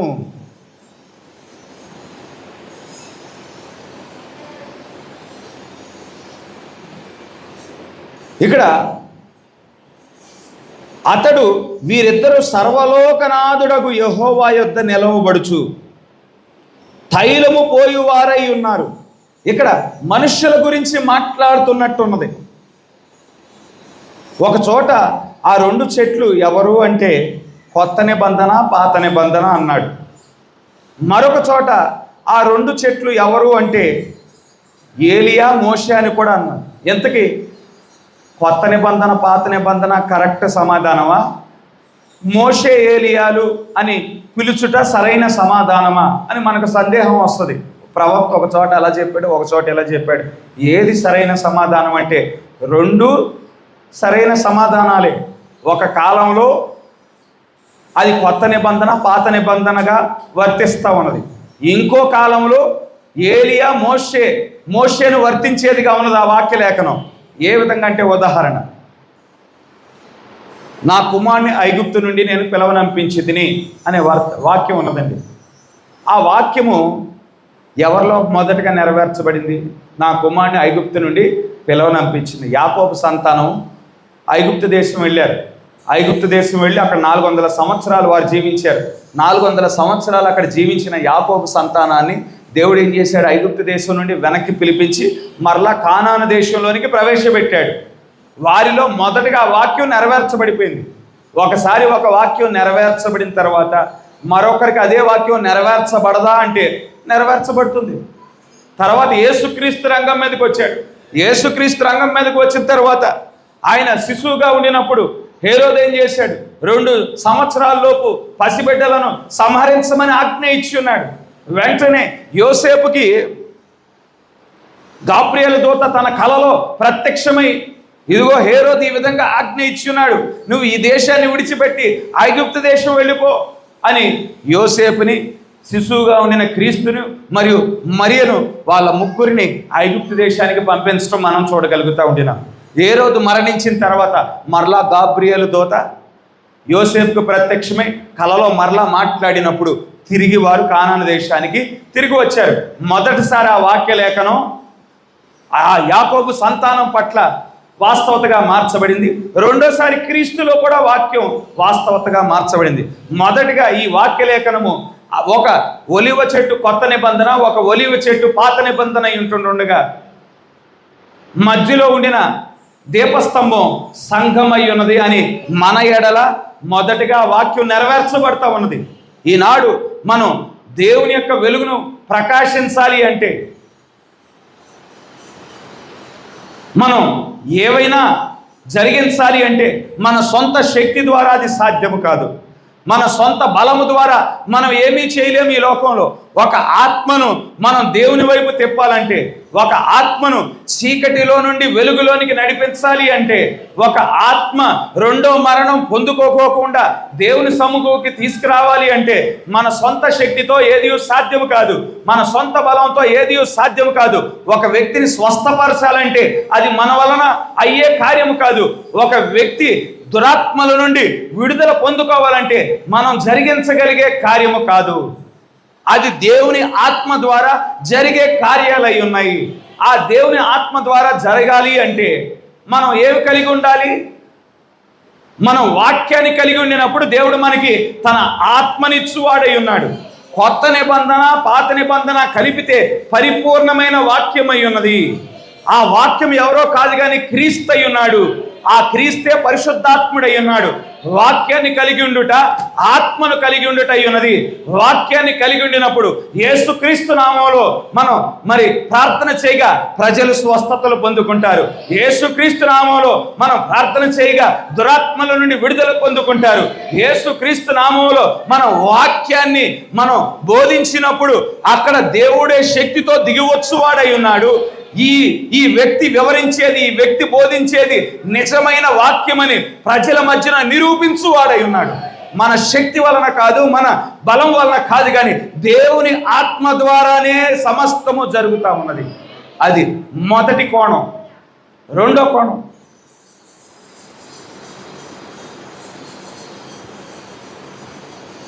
రెండో కోణానికి వెళ్దాం. ప్రకటన గ్రంథం 11వ అధ్యాయం.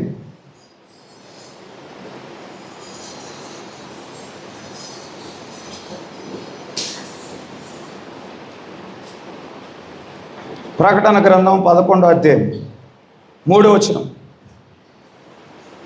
నేను నా ఇద్దరు సాక్షులకు అధికారం ఇచ్చేదను. వారు గోనె పట్టా ధరించుకొని 1260 దినములు ప్రవచింతురు. వీరు భూలోకమునకు ప్రభు అయిన వాని ఎదుట నిలుచుచున్న 2 ఒలీవ చెట్లను దీపస్తంభములునై ఉన్నారు. ఇది ఎవరి గురించి చెప్పబడుచున్న వాక్యలేఖనం అయి ఉన్నది? భవిష్యత్తులో రానయ్యున్న మోషే, భవిష్యత్తులో రానయ్యున్న ఏలియాను ప్రతిబింబించుచున్న వాక్యము. వారి పరిచర్య గురించి మాట్లాడబడుచున్న వాక్యము. మోషే, ఏలియాలు ఎవరి కోసం పంపించబడతారు? అన్యుల కోసం కాదు పంపించబడేది. మోషే, ఏలియాలు ఇశ్రాయేలీయుల కోసం పంపించబడతారు. మోషే, ఏలియాలు వారు వచ్చినప్పుడు వారిలో ఉండిన గ్రుడ్డితనం తీసివేయబడుతుంది. వారిలో ఉండిన నిద్రమత్తు గల మనస్సు తీసివేయబడుతుంది. వారికి గ్రుడ్డితనం, నిద్రమత్తు గల మనస్సు ఎప్పుడు ఇవ్వబడింది? 2000 సంవత్సరాల క్రితం ఇవ్వబడి ఉన్నది. ఎందుకంటే వారికి గ్రుడ్డితనం కలిగినప్పుడు, వారికి నిద్రమత్తు గల మనస్సు కలిగినప్పుడు వారి కోసం వచ్చిన క్రీస్తును వారు రోమియులకు అప్పగించి సిలువ వేసేవారుగా ఉంటారు. ఎప్పుడైతే వారు క్రీస్తును తిరస్కరిస్తారో అన్యులకు రక్షణ పొందుకునే అవకాశం దేవుడు కలిగిస్తాడు. మన నిమిత్తం వారికి దేవుడు ఏం చేశాడు? నిద్రమత్తు గల మనస్సు, గ్రుడ్డితనం కలుగజేశాడు. ఇప్పుడు మన సమయం అయిపోతా ఉన్నది.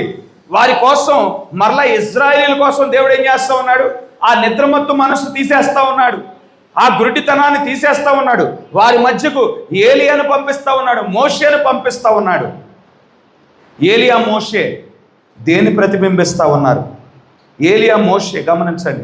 ఏలియా, మోషే ఎప్పుడు వస్తారంటే మనం ఈ లోకం నుండి కొనుక్కోబడిన తర్వాత వారి పరిచర్య ఈ భూమి మీద ప్రారంభమైంది అంటే వధువు అప్పటికే కొనుక్కోబడి, వధువులో భాగమైన వారంతా వారి దేహంలో మార్చబడి గొర్రెపిల్ల వివాహ మహోత్సవంలో ఉండిన సమయంలో ఇక్కడ ఏలియా, మోషేల యొక్క పరిచర్య ప్రారంభం అవుతుంది. మోషే ధర్మశాస్త్రాన్ని ప్రతిబింబించుచున్న వాడిగా ఉన్నాడు. ఏలియా ప్రవక్తలు రాసిన పుస్తకాలను ప్రతిబింబించువాడిగా ఉన్నాడు. మోషే ఏమో ధర్మశాస్త్రాన్ని, ఏలియా ఏమో ప్రవక్తలు రాసిన గ్రంథాలను ప్రతిబింబిస్తూ ఉన్నాడు. ఇశ్రాయేలీలకి ప్రవక్తలు ప్లస్ ధర్మశాస్త్రము రాసిన ఆ పుస్తకాలు కలిపితే పరిపూర్ణమైన వాక్యమై ఉన్నది. హల్లెలూయా. ఇక్కడ కొత్త నిబంధన వధువును ప్రతిబింబిస్తూ ఉన్నది, పాత నిబంధన క్రీస్తును ప్రతిబింబిస్తూ ఉన్నది. అదేవిధంగా ఇక్కడ ధర్మశాస్త్రము మోషే ప్రతిబింబిస్తూ ఉన్నాడు, మరియు ప్రవక్తలు రాసిన గ్రంథాలు ఏలియా ప్రతిబింబిస్తూ ఉన్నాడు. మనం ఉండిన కాలంలో అయితే ఆ ఒలీవ చెట్లు రెండు, ఒకటి కొత్త నిబంధన, ఒకటి పాత నిబంధన అయి ఉన్నది. వధువు కొనుపోబడిన తర్వాత అయితే ఒక చెట్టు ఏలియా అయి ఉన్నాడు, ఒక చెట్టు మోషే అయి ఉన్నాడు. మధ్యలో ఉండిన ఆ దీపస్తంభం అది 144,000 మందిని ప్రతిబింబించడం మనం చూడగలుగుతూ ఉండినాము. ఈ వర్తమానం ఏ విధంగా అయితే అందరూ అంగీకరించలా, ఎన్నిక చేయబడిన వారు మాత్రమే ఈ వర్తమానాన్ని అంగీకరించిన విధంగా మోషే ఏలియాలు రంగం మీదకు వచ్చినప్పుడు ఇజ్రాయెల్ దేశం మొత్తం అంగీకరించదు వారు తెచ్చిన వర్తమానాన్ని. 144,000 మంది మాత్రమే అంగీకరిస్తారు. వారి వర్తమానం బోధించినప్పుడు, అయ్యా మీరు ఏ క్రీస్తు కోసం అయితే ఇప్పుడు ఎదురు చూస్తూ ఉన్నారో ఇజ్రాయిల్ని అడుగుతూ ఉన్నారు. వారి 1948 సంవత్సరం నుండి ఇజ్రాయేలీలు ప్రపంచ దేశాల నుండి వారి స్వదేశానికి వెళ్తూ ఉన్నారు. ఎందుకు వెళ్తున్నారు? అది ఒక దేశంగా కూడా లేదు, చుట్టూతా మీ శత్రువులే ఉన్నారు, చుట్టూతా అంతా చుట్టూతా అంతా ముస్లిం దేశాలే ఉన్నాయి కదా, చుట్టూతా 17 దేశాలు మీ శత్రువు దేశాలే కదా, అటువంటి ప్రాంతానికి మీరు ఎందుకు వెళ్తూ ఉన్నారు? పోనీ అదేమన్నా బాగా డెవలప్ అయిన దేశమా అంటే ఒక చిన్న భూభాగం ఇచ్చారు రెండో ప్రపంచ యుద్ధం అయిపోయిన తర్వాత. మీరెళ్ళి అక్కడికి ఇళ్ళు కట్టుకోవాలి, మీరెళ్ళి అక్కడ వ్యాపారాలు ప్రారంభించుకోవాలి, మీరెళ్ళి అక్కడ ఆ దేశాన్ని రాజధానిని మళ్ళా ప్రారంభం నుండి డెవలప్ చేసుకుంటూ వెళ్ళాలి. ఎందుకు వెళ్తా ఉన్నారంటే ఆ దేశానికి మేము వెళ్ళినప్పుడు మా కోసం మా క్రీస్తు వస్తాడు అనే ఆలోచనతో వారి దేశానికి వెళ్తా ఉన్నారు. ఏ క్రీస్తు కోసం అయితే మీరు ఎదురు చూస్తూ ఉన్నారో, మోషే ఏలియాలు వచ్చినప్పుడు ఆ క్రీస్తు 2000 సంవత్సరాల క్రితమే వచ్చాడు మీకోసం. అయితే ఆ క్రీస్తును మీరు గుర్తించలేదు. యేసుగా వచ్చిన వ్యక్తే క్రీస్తు అయి ఉన్నాడు. ఆయన 2000 సంవత్సరాల క్రితం వచ్చినప్పుడు మా క్రీస్తు వస్తే రాజుగా రావాలి అని మీరు ఆశించి ఆయన్ని తిరస్కరించారు. కానీ ఆయన మొదటి రాకడలో రక్షణ సువార్త ప్రకటించడానికి వస్తాడు, రాజుగా కాదు ఆయన వచ్చేది. విరిగి నలిగిన హృదయానికి నెమ్మది కలుగు చేయడానికి వస్తాడు, చెరలో ఉండిన వారిని విడిపించడానికి వస్తాడు. మొదటి రాకడలో ఆయన రాజుగా కాదు రావాల్సింది, రాజుగా వచ్చేది 1000 ఏళ్ల పరిపాలనలో, దావీదు కుమారుడిగా వచ్చేది 1000 ఏళ్ల పరిపాలనలో అని మోషే ఏలియాలు వచ్చి క్రీస్తును గురించి వారు వివరించినప్పుడు 144,000 మంది క్రీస్తును అంగీకరించు వారిగా ఉంటారు. కనుక ఒక చెట్టేమో ధర్మశాస్త్రానికి సంబంధించిన వాక్యాన్ని ప్రతిబింబిస్తూ ఉన్నది, మరొక చెట్టేమో ప్రవక్తలు రాసిన గ్రంథాన్ని ప్రతిబింబిస్తూ ఉన్నది. మధ్యలో ఆ దీపస్తంభము మరి 144,000 మందిని ప్రతిబింబించడం మనం చూడగలుగుతూ ఉండినాం. వారు కూడా తైలం పొందుకోవాలి.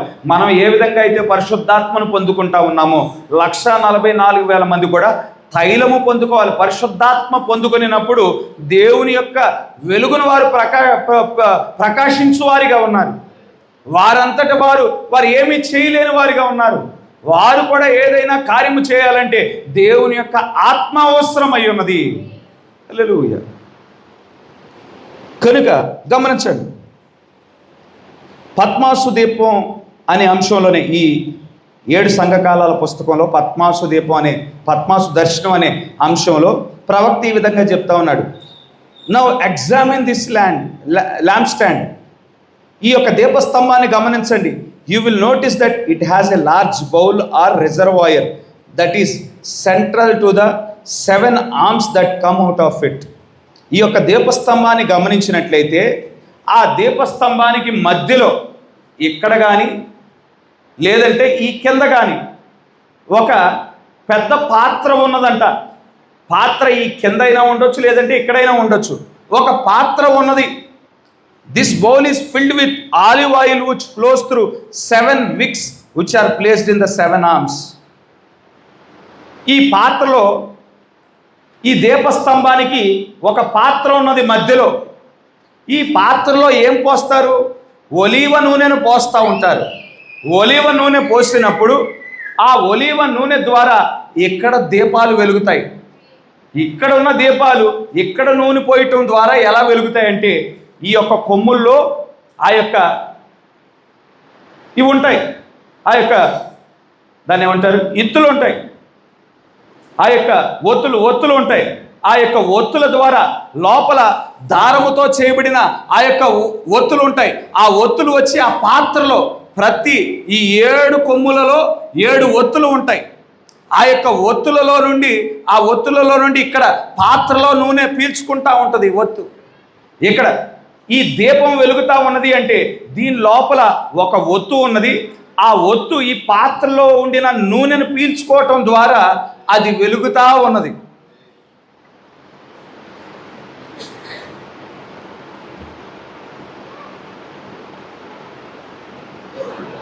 It is the same oil that burns and makes a light at the end of the 7 pipes. That light never went out. The priest just kept pouring oil into the bowl. ఇక్కడ ఈ యొక్క దీపాలు ఎన్నడూ ఆరిపోవు. ఎందుకంటే యాజకుడి యొక్క బాధ్యత ఏమిటంటే, ఈ పాత్రలో ఇక్కడ ఉండిన పాత్రలో నూనె అయిపోయినప్పుడల్లా యాజకుడు ఏం చేయాలి, ఆ పాత్రలో నూనె నింపుతూ ఉండాలి. ప్రవక్త 7 సంఘకాలాల గురించి మాట్లాడుతూ ఉన్నాడు. మరొకసారి ఆ యొక్క ప్రొజెక్టర్ను ఆన్ చేయండి.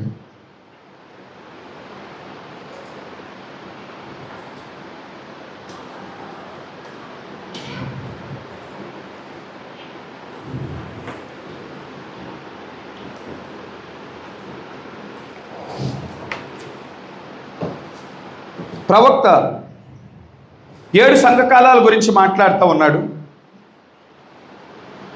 7 సంఘకాలాల గురించి మాట్లాడుతా పెంతెకొస్తు దినాన దేవుడు పరిశుద్ధాత్మతో ఆదిమ సంఘాన్ని నింపాడు.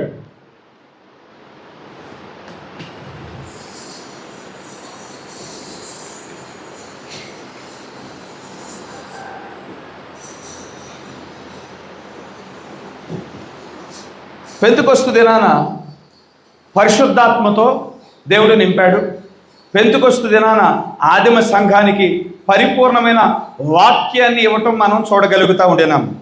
ఆదిమ సంఘము పరిపూర్ణమైన వాక్యాన్ని కలిగి ఉన్నది కనుక, సత్యమైన వాక్యాన్ని కలిగి ఉన్నది. రాజీ పడని ఒక వాక్యాన్ని ఆదిమ సంఘం కలిగి ఉన్నది కనుక, వారు ఎప్పుడైతే ఆ వాక్యాన్ని కలిగి ఉండి ఆ వాక్యాన్ని జీవిస్తూ ఉంటుండగా, ఆ వాక్యాన్ని ఎప్పుడైతే బోధిస్తూ ఉన్నప్పుడు వారి మధ్యకు దేవుడే దిగి వస్తూ ఉన్నాడు, శక్తితో దిగి వస్తూ ఉన్నాడు. వీరు కలిగి ఉండిన వాక్యము సత్యమైనది, వీరు కలిగి ఉండిన వాక్యము యథార్థమైనది, ఇది నా వాక్యమై ఉన్నదని నిరూపించడానికి దేవుడు దిగి వస్తూ ఉన్నాడు. హల్లెలూయా. కనుక వారి మధ్యన ఎటువంటి స్వస్థతలైనా కానీ అవలేలగా జరుగుతూ ఉన్నాయి. మరణించిన వారు లేపబడతా ఉన్నారు. హృదయ రహస్యాలు బయలుపరచబడతా ఉన్నాయి. పెంతెకొస్తు దినాన మరి ఆ పరిశుద్ధాత్మతో వారు నింపబడ్డారు. పరిపూర్ణమైన వాక్యం ఇవ్వబడి ఉన్నది. అయితే ఇప్పుడు అపోస్తులు మరణించిన కొంతకాలానికే కొంత వాక్యానికి దూరం అయ్యారు. వెలుగేమో వాక్యాన్ని సూచిస్తూ ఉన్నది, చీకటేమో లోకాన్ని సూచిస్తూ ఉన్నది. ఎఫెసు సంఘకాలం గురించి ప్రభువు ఏం మాట్లాడుతూ ఉన్నాడు ప్రకటన గ్రంథంలో, ఇదిగో నీ కార్యాలు నాకు తెలుసు, నీ శ్రమ నాకు తెలుసు, నీ ప్రయాస నాకు తెలుసు. నీ మధ్యకు అపోస్తులు కాని వారు కూడా మేము అపోస్తులమని మీ దగ్గరికి వచ్చినప్పుడు మీరు వివేచన ద్వారా వారిని గుర్తిస్తూ ఉన్నారు. అవన్నీ బాగానే ఉన్నాయి. అయితే మీలో నాకు నచ్చంది ఒకటి ఉన్నది, మొదటి ప్రేమను మీరు విడిచిపెట్టేశారు. అపోస్తులు ఉండిన కాలంలో ఎంతో ఆసక్తిగా ఉండేవారు. స్వేచ్ఛగా ఆరాధన చేసుకునే పరిస్థితులు కూడా లేవు. ఎక్కడో రహస్యంగా ఎవరొకరి గృహంలో ఆరాధన చేసుకునేవాళ్ళు. కానీ అపోస్తులు మరణించిన తరువాత ఆ ఆసక్తి తగ్గిపోయింది. రహస్యంగా ఆరాధన చేస్తూ ఉండేవారు. కరెంట్ ఉన్నా లేకపోయినా, వెలుగున్నా లేకపోయినా. అపోస్తుల కాలంలో చెరసాలలో కూడా అపోస్తులు మరి ఆరాధించినప్పుడు దేవుని యొక్క శక్తి చెరసాలలో దిగి వచ్చి చెరసాలను బ్రద్దలు చేయటం మనం చూడగలుగుతూ ఉండినాం. ఆదిమ సంఘం అంత శక్తితో దేవుని ఆరాధించేవారు. కానీ కొంతకాలానికే వారు ఆ వాక్యం మీద ఉండిన మొదటి ప్రేమను, ఆసక్తిని వారు కోల్పోయారు. ఆ చీకటి అది దాన్ని సూచిస్తూ ఉన్నది. తర్వాత సంఘకాలం వచ్చేపాటికి ఆ చీకటి మరింత పెరిగిపోయింది. తర్వాత సంఘకాలం వచ్చేపాటికి ఆ చీకటి మరింత పెరిగిపోయింది. తర్వాత సంఘకాలం వచ్చేపాటికి ఇక పూర్తిగా చీకటిమయమైపోయిన పరిస్థితులు మనం చూడగలుగుతూ ఉండినాం. ఎందుకంటే ఆ మొదటి వాక్యం నుండి వారు దూరమైపోయిన వారుగా ఉండినారు. ఇక్కడ ఎక్కువ శాతం వెలుగుంది. రెండో సంఘకాలం వచ్చేపాటికి ఆ వెలుగు శాతం తగ్గిపోయింది. మూడో సంఘకాలం వచ్చేపాటికి ఆ వెలుగు శాతం మరింత తగ్గిపోయింది. నాలుగో సంఘకాలం వచ్చేపాటికి పూర్తిగా చీకటిమయమైపోయింది. ఆ వాక్యం నుండి దూరమైపోతున్న పరిస్థితులు. ఇక్కడ యేసుక్రీస్తు నామంలో బాప్తిస్వం పొందేవారు. ఈ సంఘకాలం అయిపోయిన తర్వాత నైస్య ఆలోచన సభ వచ్చింది. నైస్య ఆలోచన సభలో సంఘము రెండుగా విడిపోయింది. ఒకటి నిజ సంఘము, ఒకటి అబద్ధ సంఘము. అబద్ధ సంఘమేమో దేవుడు ముగ్గురు, ఒక వ్యక్తి కాదు, దేవుడు ముగ్గురు అని వారు వాదించడం మొదలుపెట్టారు. నిజ సంఘమేమో దేవుడు ఒక్కడే అయి ఉన్నాడు, అయితే 3 కార్యాలయాల్లో ఆయన పనిచేస్తూ ఉన్నాడు. అదే దేవుడు తండ్రిగా ఉన్నాడు, అదే దేవుడు కుమారుడిగా ఉన్నాడు, అదే దేవుడు పరిశుద్ధాత్ముడిగా ఉన్నాడు. 3 వ్యక్తులు కాదు, అదంతా ఒక దేవుని యొక్క కార్యమే అయ్యున్నదని నిజ సంఘం వాదిస్తూ ఉంటుంటే కాదు 3 వ్యక్తులు అని బోధించి వారు ఆ డిబేట్లో 2 సంఘాలుగా విడిపోయారు. ఈ అబద్ధ సంఘం క్రమేపీ వారు ఎదగటం మొదలుపెట్టారు. తప్పుడు సిద్ధాంతాలు తీసుకొచ్చారు, తప్పుడు ఆచారాలు తీసుకొచ్చారు, తప్పుడు సాంప్రదాయాలు వారు తీసుకొచ్చిన వారుగా ఉండినారు. ఇక పూర్తిగా మొదటి స్థితి నుండి పెంతుకొస్తు దినాన ఏ విధంగా అయితే ఉన్నారో, ఎఫెస్సుకు ముందు పెంతుకొస్తు మరి అపోస్తులు ఏ విధంగా ఉన్నారో ఆ యొక్క రూపం నుండి క్రమేపీ దూరం అయిపోయారు. పూర్తిగా చీకటితో నింపబడిపోయింది సంఘం. తర్వాత సార్దిస్సులో చీకటి అయిపోయిన ఈ సంఘంలో నుండి కొంత వెలుగును దేవుడు కలుగు చేశాడు. ఇక్కడ నీతీకరణ కలుగు చేశాడు, కొంత వెలుగు. తర్వాత ఆ వెలుగు ఇంకొంచెం ఎక్కువైంది. ఎందుకంటే ఇక్కడ శుద్ధీకరణనిచ్చిన వాడిగా ఉన్నాడు. ఇక లవోదికయ దగ్గరికి వచ్చేపాటికి ఈ లవోదికయ కూడా పూర్తిగా చీకటి అయిపోయింది. ప్రవక్త ఎప్పుడు వచ్చాడంటే లవోదికయ యొక్క ముగింపులో వచ్చాడు. లవోదికయ యొక్క ప్రారంభం మరి లవోదికయ యొక్క ప్రారంభంలో రాలేదు. లవోదికయ యొక్క మరి ముగింపు 7వ సంఘకాలం యొక్క ముగింపులో ఆయన వచ్చిన వాడిగా ఉన్నాడు. 7వ సంఘకాలం యొక్క ముగింపులో ఆయన వర్తమానం పొందుకుని వాడిగా ఉన్నాడు. వర్తమానం ఎప్పుడు పొందుకున్నాడు? 1963 సంవత్సరంలో అసలైన వర్తమానాన్ని పొందుకున్నాడు. మొదటి ఈడ్పు, రెండో ఈడ్పు కేవలం ప్రజలను ఆకర్షించడానికే వర్తమానం పొందుకుంది. 63వ సంవత్సరంలో వర్తమానాన్ని పొందుకున్నాడు. కనుక వర్తమానం పొందుకున్న తర్వాత ప్రజలేం చేయబడ్డారు? చీకటిగా ఉండిన ఈ లవోదికయలో నుండి బయటికి నడిపించబడ్డారు. ఇప్పుడు ఎక్కడ చూద్దాం? పెంతుకొస్తు దినాన అసలైన పరిశుద్ధాత్మ క్రొమ్మరింపు జరిగింది. పెంతుకొస్తు దినాన అసలైన పరిశుద్ధాత్మ క్రొమ్మరింపు జరిగింది. ఈ యొక్క దీపస్తంభాన్ని వెలిగించే క్రమాన్ని గమనించండి. దీపస్తంభం వెలిగించే క్రమం, దీపస్తంభాన్ని ఏ మంటతో పడితే ఆ మంటతో వెలిగించడానికి అవకాశం లేదు. యాజకుడు వచ్చేసి ఇంటి దగ్గర నుంచి ఒక అగ్గిపెట్టి తెచ్చేసి ఈ యొక్క దీపస్తంభాన్ని వెలిగించాడు అనుకోండి, ఇక ఆ సాయంత్రానికి సమాధి కార్యక్రమానికి సిద్ధపరచుకోవాలి. ఎందుకంటే ఏ మంటతో ఏ వెలుగుతో పడితే ఆ వెలుగుతో వెలిగించే అవకాశం లేదు. ఈ దీపస్తంభం మొదటి దీపం వెలిగించాలి అంటే మంట ఎక్కడి నుంచి తీసుకురావాలి? బలిపీఠం దగ్గర నుంచి తీసుకురావాలి. బలిపీఠం యొక్క మంట ఎక్కడి నుంచి వచ్చింది? ఆకాశం నుండి దేవుడే క్రొమ్మరించాడు. దేవుడు ఆకాశం నుండి అగ్నిని క్రొమ్మరించి బలిపీఠాన్ని వెలిగించిన వాడుగా ఉన్నాడు. ఎప్పుడు వెలిగించాడు? మోషే ఆ నిబంధన మందసపు గుడారాన్ని ప్రతిష్ఠించిన దినాన అగ్నిని దేవుడు క్రొమ్మరించిన వాడిగా ఉన్నాడు. క్రొమ్మరించిన తర్వాత యాజకుడి యొక్క బాధ్యత ఏమిటంటే ఆ మంట, బలిపీఠం దగ్గర ఉండిన మంట ఆరిపోకోకుండా చూసుకోవాల్సిన బాధ్యత యాజకులదై ఉన్నది. ప్రతిరోజు ఆ కట్టెలు, ఆ మంటలో కట్టెలు వేస్తూ ఉండాలి, ఆ మంట ఆరిపోకోకుండా ఉండటానికి. ఆ బలిపీఠం దగ్గర వెలిగి ఆ మంటను తీసుకువచ్చి ఇది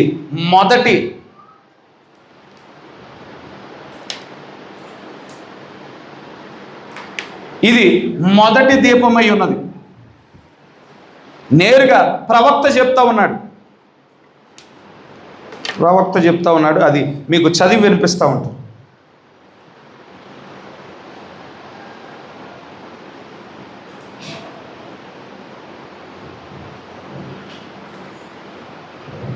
అదే 7 సంఘకాల వర్తమాన పుస్తకంలో పద్మాసు దీపం అనే అంశంలో the lamp was lit in a special వే.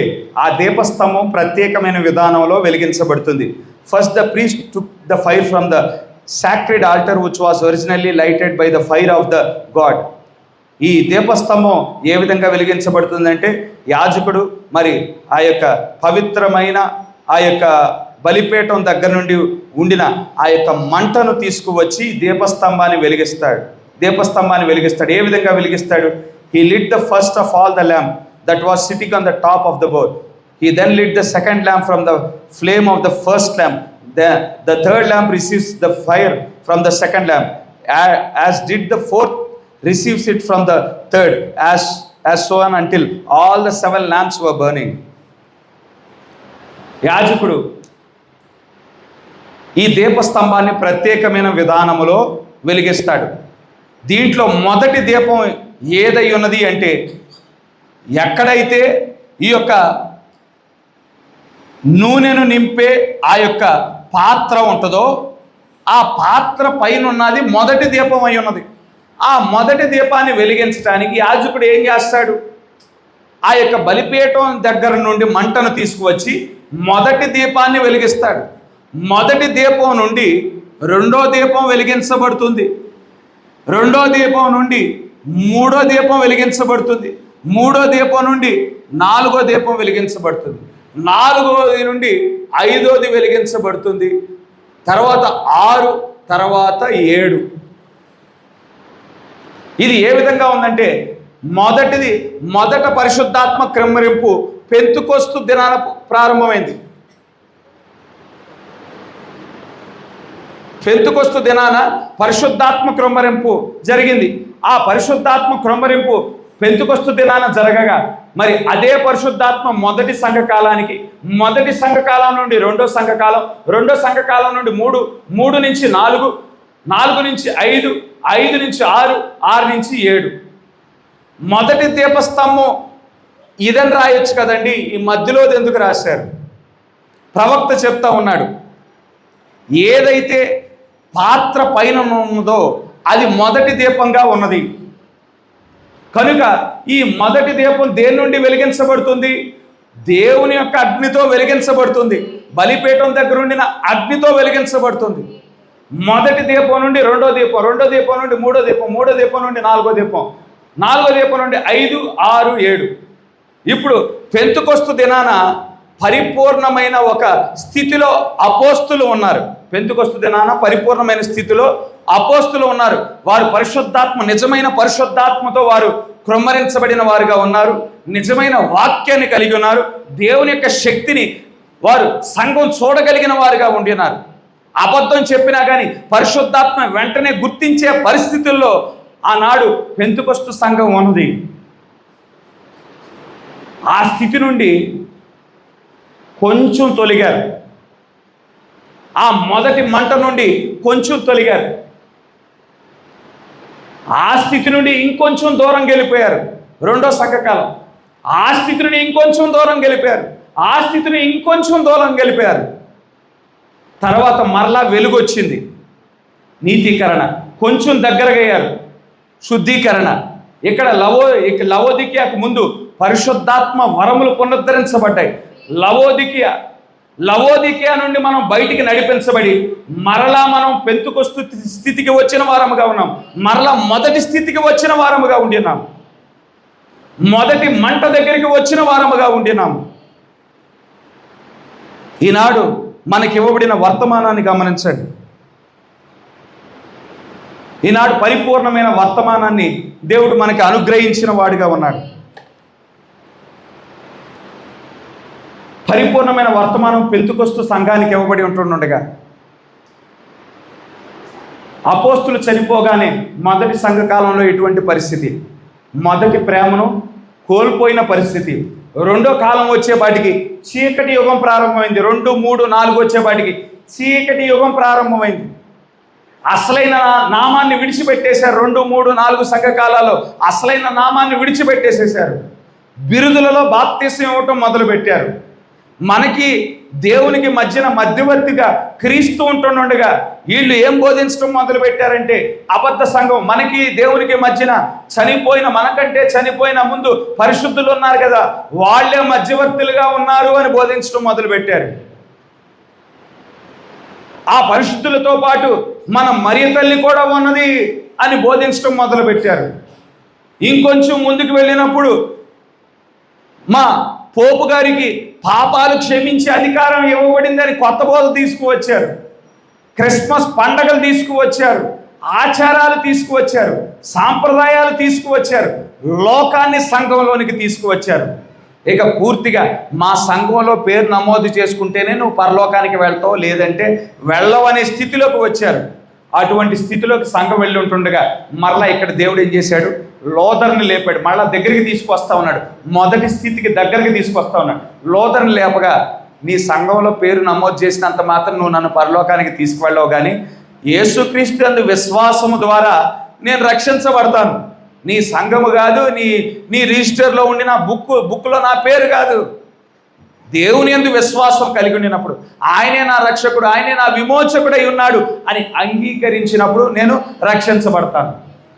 ఆయన అంగీకరించడం మాత్రమే కాదు, నేను వాక్యము ద్వారా ప్రక్షాళన చేయబడాలి. నా ఆలోచనలు కడగబడాలి, నా తలంపులు కడగబడాలి, నా ఉద్దేశాలు కడగబడాలి. తర్వాత పరిశుద్ధాత్మ వరములు పునరుద్ధరించబడ్డాయి. 7వ సంఘకాలానికి మునుపు 7వ సంఘకాలం యొక్క ముగింపులో మనకి పరిపూర్ణమైన 7వ సంఘకాలం యొక్క ముగింపులో పరిపూర్ణమైన వర్తమానం మనకు అనుగ్రహించబడింది. మొదటి రూపానికి మరింత దగ్గరకు వచ్చిన వారముగా ఉన్నాం. పెంతుకొస్తు సంఘము ఏ విధంగా ఉన్నదో, అంటే ఆదిమ పెంతుకొస్తు అపోస్తుల సంఘం ఏ విధంగా ఉన్నదో ఆ యొక్క స్థితికి మనం ఈనాడు మరింత దగ్గరగా, ఒకనాడు దూరముగా తీసుకువెళ్ళి మరలా ఈనాడు దగ్గరికి తీసుకురాబడతా ఉన్నాం. మొదటి స్థితికి దగ్గరగా తీసుకురాబడతాం. ఒక సర్కిల్ మాదిరిగా ఉన్నది. సర్కిల్లో దూరం అయిపోయాము, మళ్ళా దగ్గరికి తీసుకురాబడతా ఉన్నాం. ఇక మన ద్వారా దేవుడు ఏం చేస్తూ ఉన్నాడు, ఇక పూర్తి స్థాయిలో విమోచన ఇక ముగించనై ఉన్నాడు. మనకి పరిపూర్ణమైన వాక్యం ఇవ్వబడింది. ఈ వాక్యములోనే స్వస్థత ఉన్నది, ఈ వాక్యములోనే విమోచన ఉన్నది, ఈ వాక్యములోనే విడుదల ఉన్నది, ఈ వాక్యములోనే రూపాంతరపు శక్తి ఉన్నది, ఈ వాక్యములోనే రూపాంతరపు విశ్వాసం ఉన్నది. సమస్తము వాక్యములో ఇవ్వబడి ఉంటుండగా ఈనాడు దేవుడు అబ్రహాముకి బయలుపరుచుకునే విధంగా ఈనాడు నేను ఎల్షద్దాయి దేవునిగా ఉన్నాను అని ఆయన తనను తాను బయలుపరుచుకుంటా ఉండినాడు. మనం చేయగలిగింది ఒకటే, ఆ యొక్క వాక్యములో నుండిన సారాన్ని పీల్చుకోవటమే, ఆ శక్తిని పీల్చుకోవటమే, ఆ వాక్యాన్ని మనం కలిగి ఉండుటే అయి ఉన్నది. హల్లెలూయా. అది మన జీవితాన్ని మార్చును, మన దేహాన్ని మార్చును, మనల్ని దైవములుగా మార్చును అనే విషయాన్ని మనం గుర్తించవలసిన అవసరం ఉన్నది. కనుక ఈ యొక్క విమోచనను ఆయన ఒక సర్కిల్లో జరిగించుతుండగా ఇక ఏదైతే ప్రారంభించబడిందో అది మన ద్వారా ముగించబడటానికి దేవుడు కృప చూపిస్తూ ఉండినాడు. అయితే మనం పరిపూర్ణతలోనికి నడిపించబడటానికి, రూపాంతరపు విశ్వాసం పొందుకోవటానికి, రూపాంతరపు శక్తి పొందుకోవటానికి అది మన సొంత శక్తి వలన సాధ్యం కాదు, మన సొంత జ్ఞానం వలన సాధ్యం కాదు, మన సొంత బలం వలన సాధ్యం కాదు. ఈ వాక్యాన్ని చూడగలగాలంటే దేవుని యొక్క ఆత్మ అవసరమై ఉన్నది. ఈ వాక్యాన్ని గ్రహించగలగాలంటే దేవుని యొక్క ఆత్మ అవసరమై ఉన్నది. ఈ వాక్యాన్ని జీవించగలగాలంటే దేవుని యొక్క ఆత్మ అవసరమై ఉన్నది. దేవుని ఆత్మే జ్ఞానులకు మరుగు చేసిన వాక్యాన్ని మనం చూసినట్లు దేవుని ఆత్మ జరిగిస్తూ ఉన్నది. గొప్ప గొప్పవారు, పండితులు, జ్ఞానవంతులు, వారు చూడలేని వాక్యాన్ని ఈనాడు మనం గ్రహించగలుగుతున్నాం, మనం గుర్తించగలుగుతా ఉన్నామంటే మనలో ఉండిన దేవుని ఆత్మే మన కనులు తెరుస్తూ ఉన్నది, మన హృదయాన్ని తెరుస్తూ ఉన్నది. మన శక్తిని బట్టి కాదు, మన సమర్థతను బట్టి కాదు, కానీ దేవుని యొక్క ఆత్మ వలనే అయి ఉన్నది. హల్లెలూయా. అక్కడ ప్రకటన గ్రంథంలో గమనించండి, యోహాను దీపస్తంభాన్ని చూశాడు. యోహాన్ దీపస్తంభాన్ని చూశాడు. దీపస్తంభం చూసినప్పుడు నేను ఇందాక చెప్పిన విధంగా కొంత వెలుగు కొంత చీకటి, కొంత వెలుగు కొంత చీకటి, కొంత వెలుగు కొంత చీకటి ఉన్న దీపస్తంభాన్ని చూడలేదు. యోహాను ప్రభు దినమున కొనుపోబడిన వాడిగా ఉంటున్నాడు. ప్రభు దినమున దేవుని సంఘం ఏ విధంగా ఉంటుంది? హల్లెలూయా. ప్రభు దినమున దేవుని సంఘం ఎటువంటి ప్రత్యక్షతతో ఉంటుందంటే పూర్తి వెలుగును కలిగి ఉంటుంది. మనం 7 సంఘ కాలాలకు సంబంధించిన సంపూర్ణమైన ప్రత్యక్షతను మనం కలిగిన వారముగా ఉన్నాం. హల్లెలూయా. నీతీకరణ గురించి పూర్తి ప్రత్యక్షత, శుద్ధీకరణ గురించి పూర్తి ప్రత్యక్షత, పరిశుద్ధాత్మ వరముల గురించిన పూర్తి ప్రత్యక్షత, పరిశుద్ధాత్మ బాప్తిసం గురించిన ప్రత్యక్షత, అగ్ని బాప్తిసం గురించిన ప్రత్యక్షత, పుత్ర స్వీకారం గురించిన ప్రత్యక్షత, ముందు ఎన్నిక గురించిన ప్రత్యక్షత, హల్లెలూయా, నిత్య భద్రత గురించిన ప్రత్యక్షత, 1000 ఏళ్ల పరిపాలన గురించిన ప్రత్యక్షత. 7 దీపములు పూర్తి స్థాయిలో వెలిగించబడటాన్ని యోహాను చూసిన వాడిగా ఉన్నాడు. కొద్ది గొప్ప వెలుగును చూడలేదు యోహాను. పూర్తి స్థాయిలో వెలిగించబడిన దీపస్తంభాన్ని యోహాను చూచుచున్న వాడిగా ఉన్నాడు.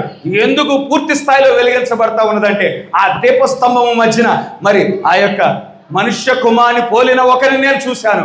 ఆయన వెలిగి ఆ దీపస్తంభాన్ని ప్రకాశింపజేయటం మనం చూడగలుగుతా ఉండినాం. హల్లెలూయా. గమనించండి, ప్రకటన గ్రంథం 4వ అధ్యాయం దగ్గరికి వెళ్తాం. ఆ దీపస్తంభంలో ఉండిన ఆ దీపములు ఎవరిని ప్రతిబింబిస్తూ ఉన్నాయి? ప్రకటన గ్రంథం 4వ అధ్యాయం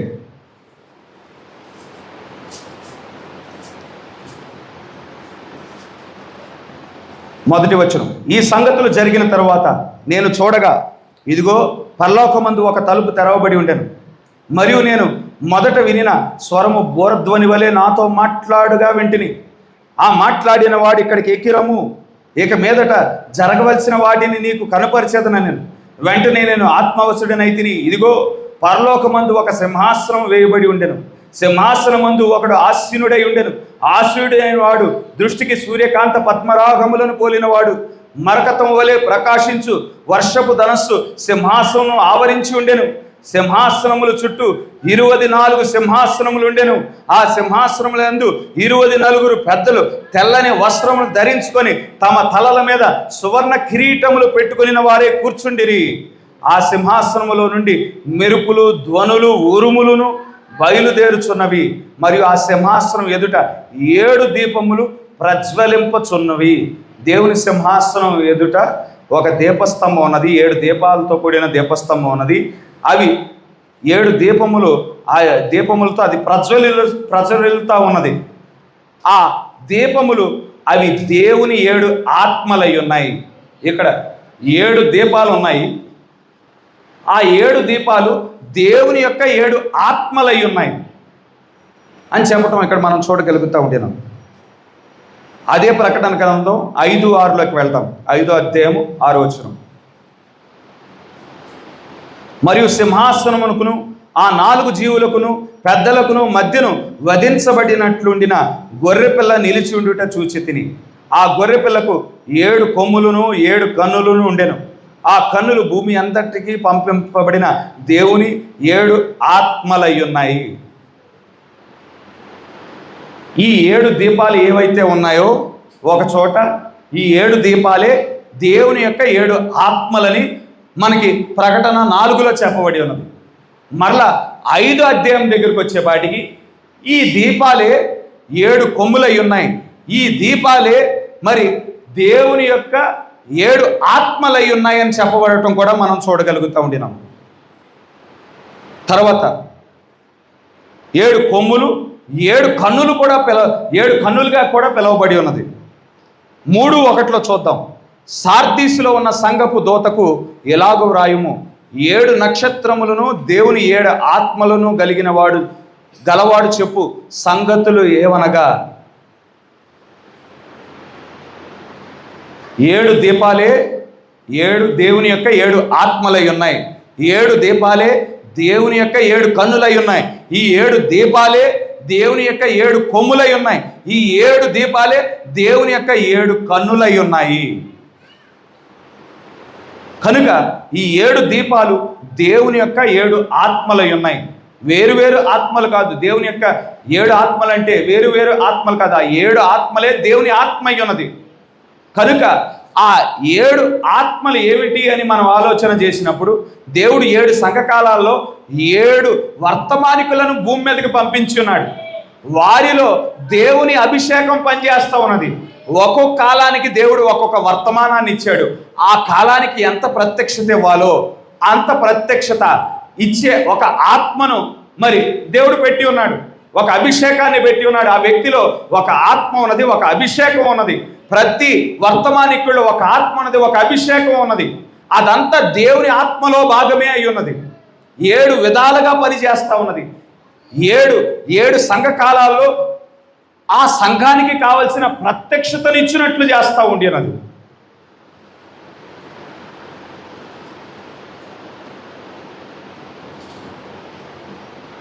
కనుక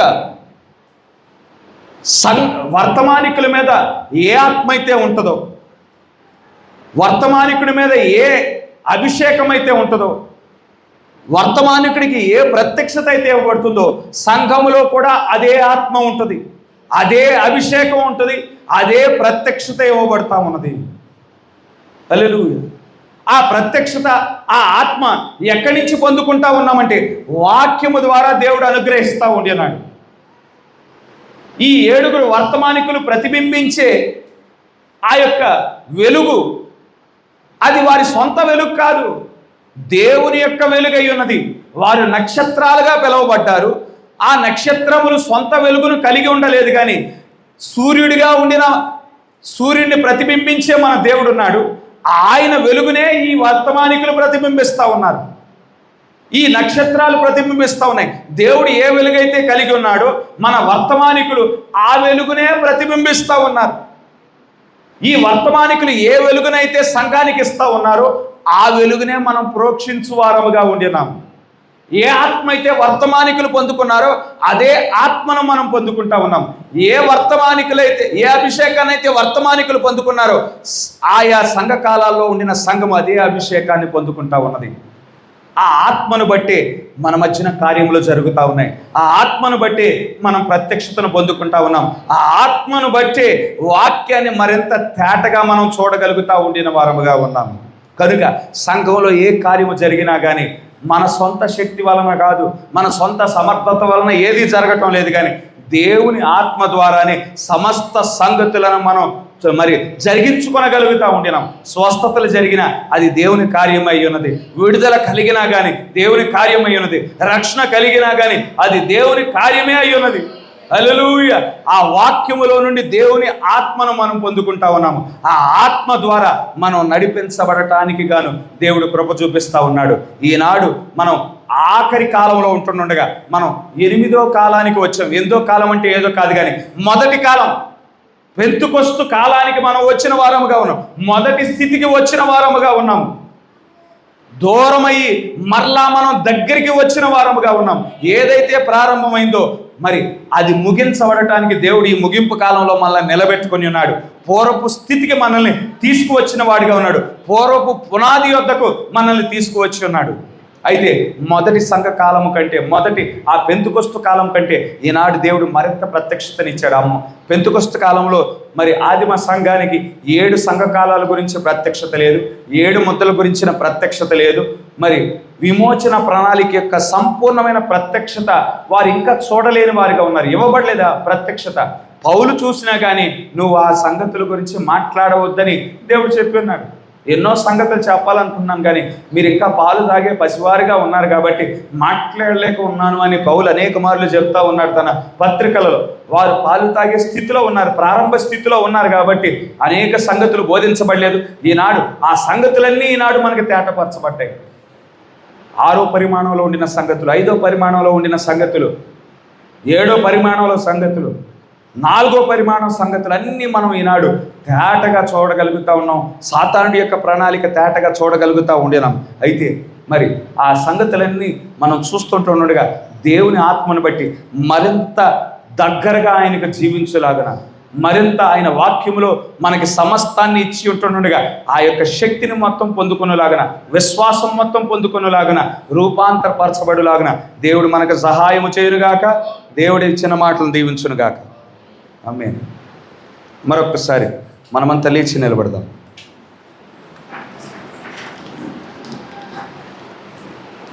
మన మధ్యనున్న మన దేవుణ్ణి మన స్తుతులతో, మన స్తోత్రాలతో కొనియాడదాం.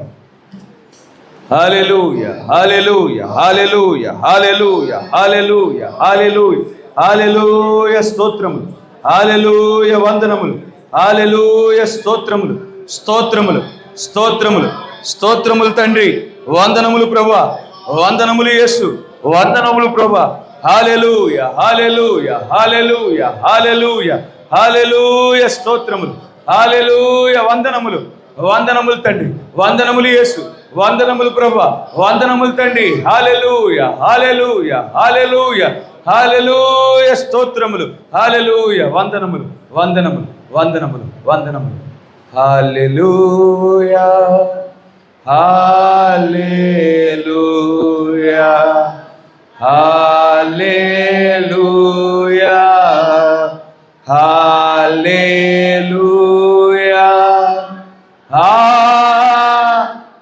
హల్లెలూయా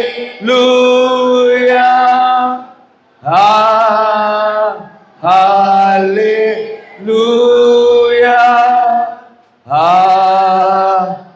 హల్లెలూయా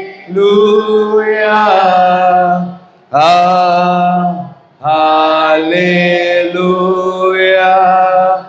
Thank you Jesus, thank you Jesus, thank you Jesus, thank you Jesus. Hallelujah, hallelujah,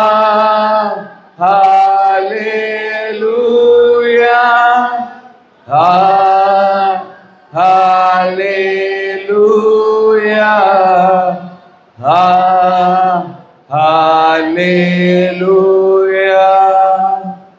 జీవం కలిగిన దేవా, జీవాధిపతి, స్తోత్రములు తండ్రి, వందనములు యేసయ్య. ఈ రీతిగా ప్రభా మరొకసారి మీ సన్నిధానంలో మమ్మల్ని సమావేశపరిచి తండ్రి ప్రభా మరొకసారి మా మధ్యకు దిగి వచ్చావు తండ్రి. ఎప్పటి వరకు ప్రభా యేసయ్య ప్రభా మమ్మల్ని ఉద్దేశించి ప్రభా మా గొప్ప దేవుడు నీవు మాట్లాడినందుకు స్తోత్రములు మా గొప్ప దేవుడా. అవును ప్రభా, ఈనాడు ప్రభా యేసయ్య ప్రభా మా గొప్ప దేవుడా, రాజా స్తోత్రములు. మా సొంత బలము చేత ఏది జరగటం లేదు ప్రభా, మా సొంత శక్తి ద్వారా ఏది జరగటం లేదు కానీ ప్రభా మీ ఆత్మ ద్వారానే ప్రభా సమస్తము జరిగించబడుచున్నాయి తండ్రి. ప్రభువా యేసయ్య ఈనాడు ప్రభా మేము లోకం నుండి వేరుపరచబడ్డామంటే ప్రభా, సాంప్రదాయాల నుండి వేరుపరచబడ్డామంటే, ఆచారముల నుండి వేరుపరచబడ్డామంటే ప్రభా యేసయ్య స్తోత్రములు, పరిపూర్ణమైన వాక్యము చెంతకు మేము నడిపించబడ్డామంటే ప్రభా మా జీవితమే ప్రభువా యేసయ్య వాక్యముగా మార్చబడుతుందంటే ప్రభా, నమ్మలేని ఒక నిజముగా ప్రభా మా జీవితము ప్రభా మలసబడుతుందంటే ప్రభా అది మీ ఆత్మ కార్యమే అయ్యున్నది ప్రభా. మా సొంత శక్తి కాదు ప్రభా, మా సొంత బలము కాదు మా గొప్ప దేవుడా, మీ ఆత్మ కార్యమే అయ్యున్నది మా గొప్ప దేవుడా. ప్రభువా మా మధ్యన ప్రభా జరుగుతున్న ప్రభా స్వస్థతలు ప్రభా, మా మధ్యన జరుగుతున్న అద్భుతాలు ప్రభా, మా మధ్యన జరుగుతున్న సూచక్రియలు ప్రభా మీ ఆత్మ కార్యమే అయ్యున్నది మా గొప్ప దేవుడా. ప్రభువా మేము చూచుచున్న వాక్యము ప్రభా మీ ఆత్మ కార్యమే అయ్యున్నది మా గొప్ప దేవుడా. ప్రభువా స్తోత్రములు తండ్రి. ప్రభా ఒకనాడు తండ్రి పెంతుకొస్తు దినాన ప్రభా యేసయ్య నిజమైన పరిశుద్ధాత్మ అగ్నితో ప్రభువా యేసయ్య వారు నింపబడ్డారు తండ్రి. ప్రభువా యేసయ్య పరిపూర్ణమైన వాక్యం పట్ల తండ్రి మొదటి ప్రేమను కలిగి ఉన్నారు ప్రభా. ఆ రూపము నుండి ప్రభా సంఘము క్రమేపీ క్రమేపీ క్రమేపీ దూరమైపోయి ఉంటుండగా మా గొప్ప దేవుడా మరలా 5వ సంఘ కాలంలో నీతీకరణ ఇచ్చావు ప్రభా, 6వ సంఘ కాలంలో శుద్ధీకరణ ఇచ్చావు మా గొప్ప దేవుడా. పెంతుకొస్తు వరాలు పునరుద్ధరించావు ప్రభా. ఈనాడు ప్రభువా యేసయ్య మొదటి స్థితికి ప్రభా తిరిగి మమ్మల్ని తీసుకువచ్చావు ప్రభా. అపోస్తులు వేసిన పునాది యొద్దకు ప్రభా మమ్మల్ని ప్రభా నడిపించినందుకు స్తోత్రములు మా గొప్ప దేవుడా. ప్రభా ఈనాడు వారి కలిగిన ప్రత్యక్షత కంటే ప్రభా అధికమైన ప్రత్యక్షతను ఈనాడు ఇచ్చి ప్రభా వారి ఎడల జరగని కార్యములు ప్రభా మా ఎడల ప్రభా నీవు జరిగించడానికి సిద్ధపరచుచున్నావు తండ్రి. ప్రభా మా దేహాలు ప్రభా సజీవులుగా ఉంటుండగానే ప్రభా మార్పు చెందటానికి ప్రభా మమ్మల్ని సిద్ధపరచుచున్నావు ప్రభా. అందుకు కావాల్సిన పరిపూర్ణమైన వాక్యాన్ని ఇచ్చావు ప్రభా. ఆ వాక్యంలోనే సమస్తం ఉన్నదని ప్రభా, దాంట్లో నుండి ప్రభా కావాల్సిన రూపాంతరపు శక్తిని, రూపాంతరపు విశ్వాసాన్ని ప్రభా ప్రభువా యేసయ్య పీల్చుకోమని ప్రభా చెప్పుచున్నావు మా గొప్ప దేవుడా. ప్రభువా యేసయ్య స్తోత్రములు తండ్రి. ప్రభువా మా గొప్ప దేవుడా రక్తస్రావం కలిగిన స్త్రీ ప్రభా విశ్వాసముతో ప్రభా వస్త్రపు చెంగును ముట్టుట ద్వారా మీలో ఉండిన శక్తిని ప్రభా ఏ రీతిగా ప్రభా తన దేహంలోకి లాక్కొనగలిగిందో మా గొప్ప దేవుడా విశ్వాసముతో వాక్యాన్ని సమీపించినప్పుడు ప్రభా దాంట్లో ఉండిన శక్తిని ప్రభా మేము లాక్కొనగలుగుటకు తండ్రి నీవే కృప చూపించండి మా గొప్ప దేవుడా. సహాయము దయచేయండి ప్రభా, కృప చూపించండి మా గొప్ప దేవుడా. ప్రభువా యేసయ్య మా గొప్ప దేవుడా, ప్రభువా మా గొప్ప దేవుడు, కడ వరకు తండ్రి మీ ఆత్మ నడిపింపు కలిగిన సంఘముగా ప్రభువా మా గొప్ప దేవుడా, ఆత్మ యొక్క ప్రభువా యేసే కార్యముల ద్వారా ప్రభువా మేము వెలిగించబడుచున్న వారముగా ప్రభా మీ వెలుగును ప్రోక్షించువారుగా ప్రభువా మా గొప్ప దేవుడు మేము ఉండగలుగుటకు తండ్రి సహాయం దయచేయండి ప్రభా. బోధించిన ప్రతి మాట ప్రభా మాలో ప్రభా నూరంతలుగా ఫలించగలుగుటకు తండ్రి కృప చూపించండి ప్రభువా యేసే. సాయంకాలం జరగబోయే కమ్యూనియన్ కార్యక్రమంలో కూడా ప్రభా నీవే దిగిరండి ప్రభా, మాతో మాట్లాడండి ప్రభా, మమ్మల్ని బలపరచండి మా గొప్ప దేవుడా. ప్రభువా యేసు ఇప్పుడు మా గృహాలకు మేము వెళ్ళుచుంటుండగా మరొక్కసారి మీ సన్నిధి, మీ ప్రసన్నత, మీ దీవెనలు, మీ ఆశీర్వాదాలు ఇప్పుడు ఎల్లప్పుడూ మా మీద, మా కుటుంబాల మీద మెండుగా కృమ్మరించమని కోరుకుంటూ ఈ చిన్న ప్రార్థన ప్రభు అయిన యేసుక్రీస్తు నామములో అడిగి వేడుకొంచున్నాము. ఆమేన్. God bless you. దేవుడు దీవించుగాక.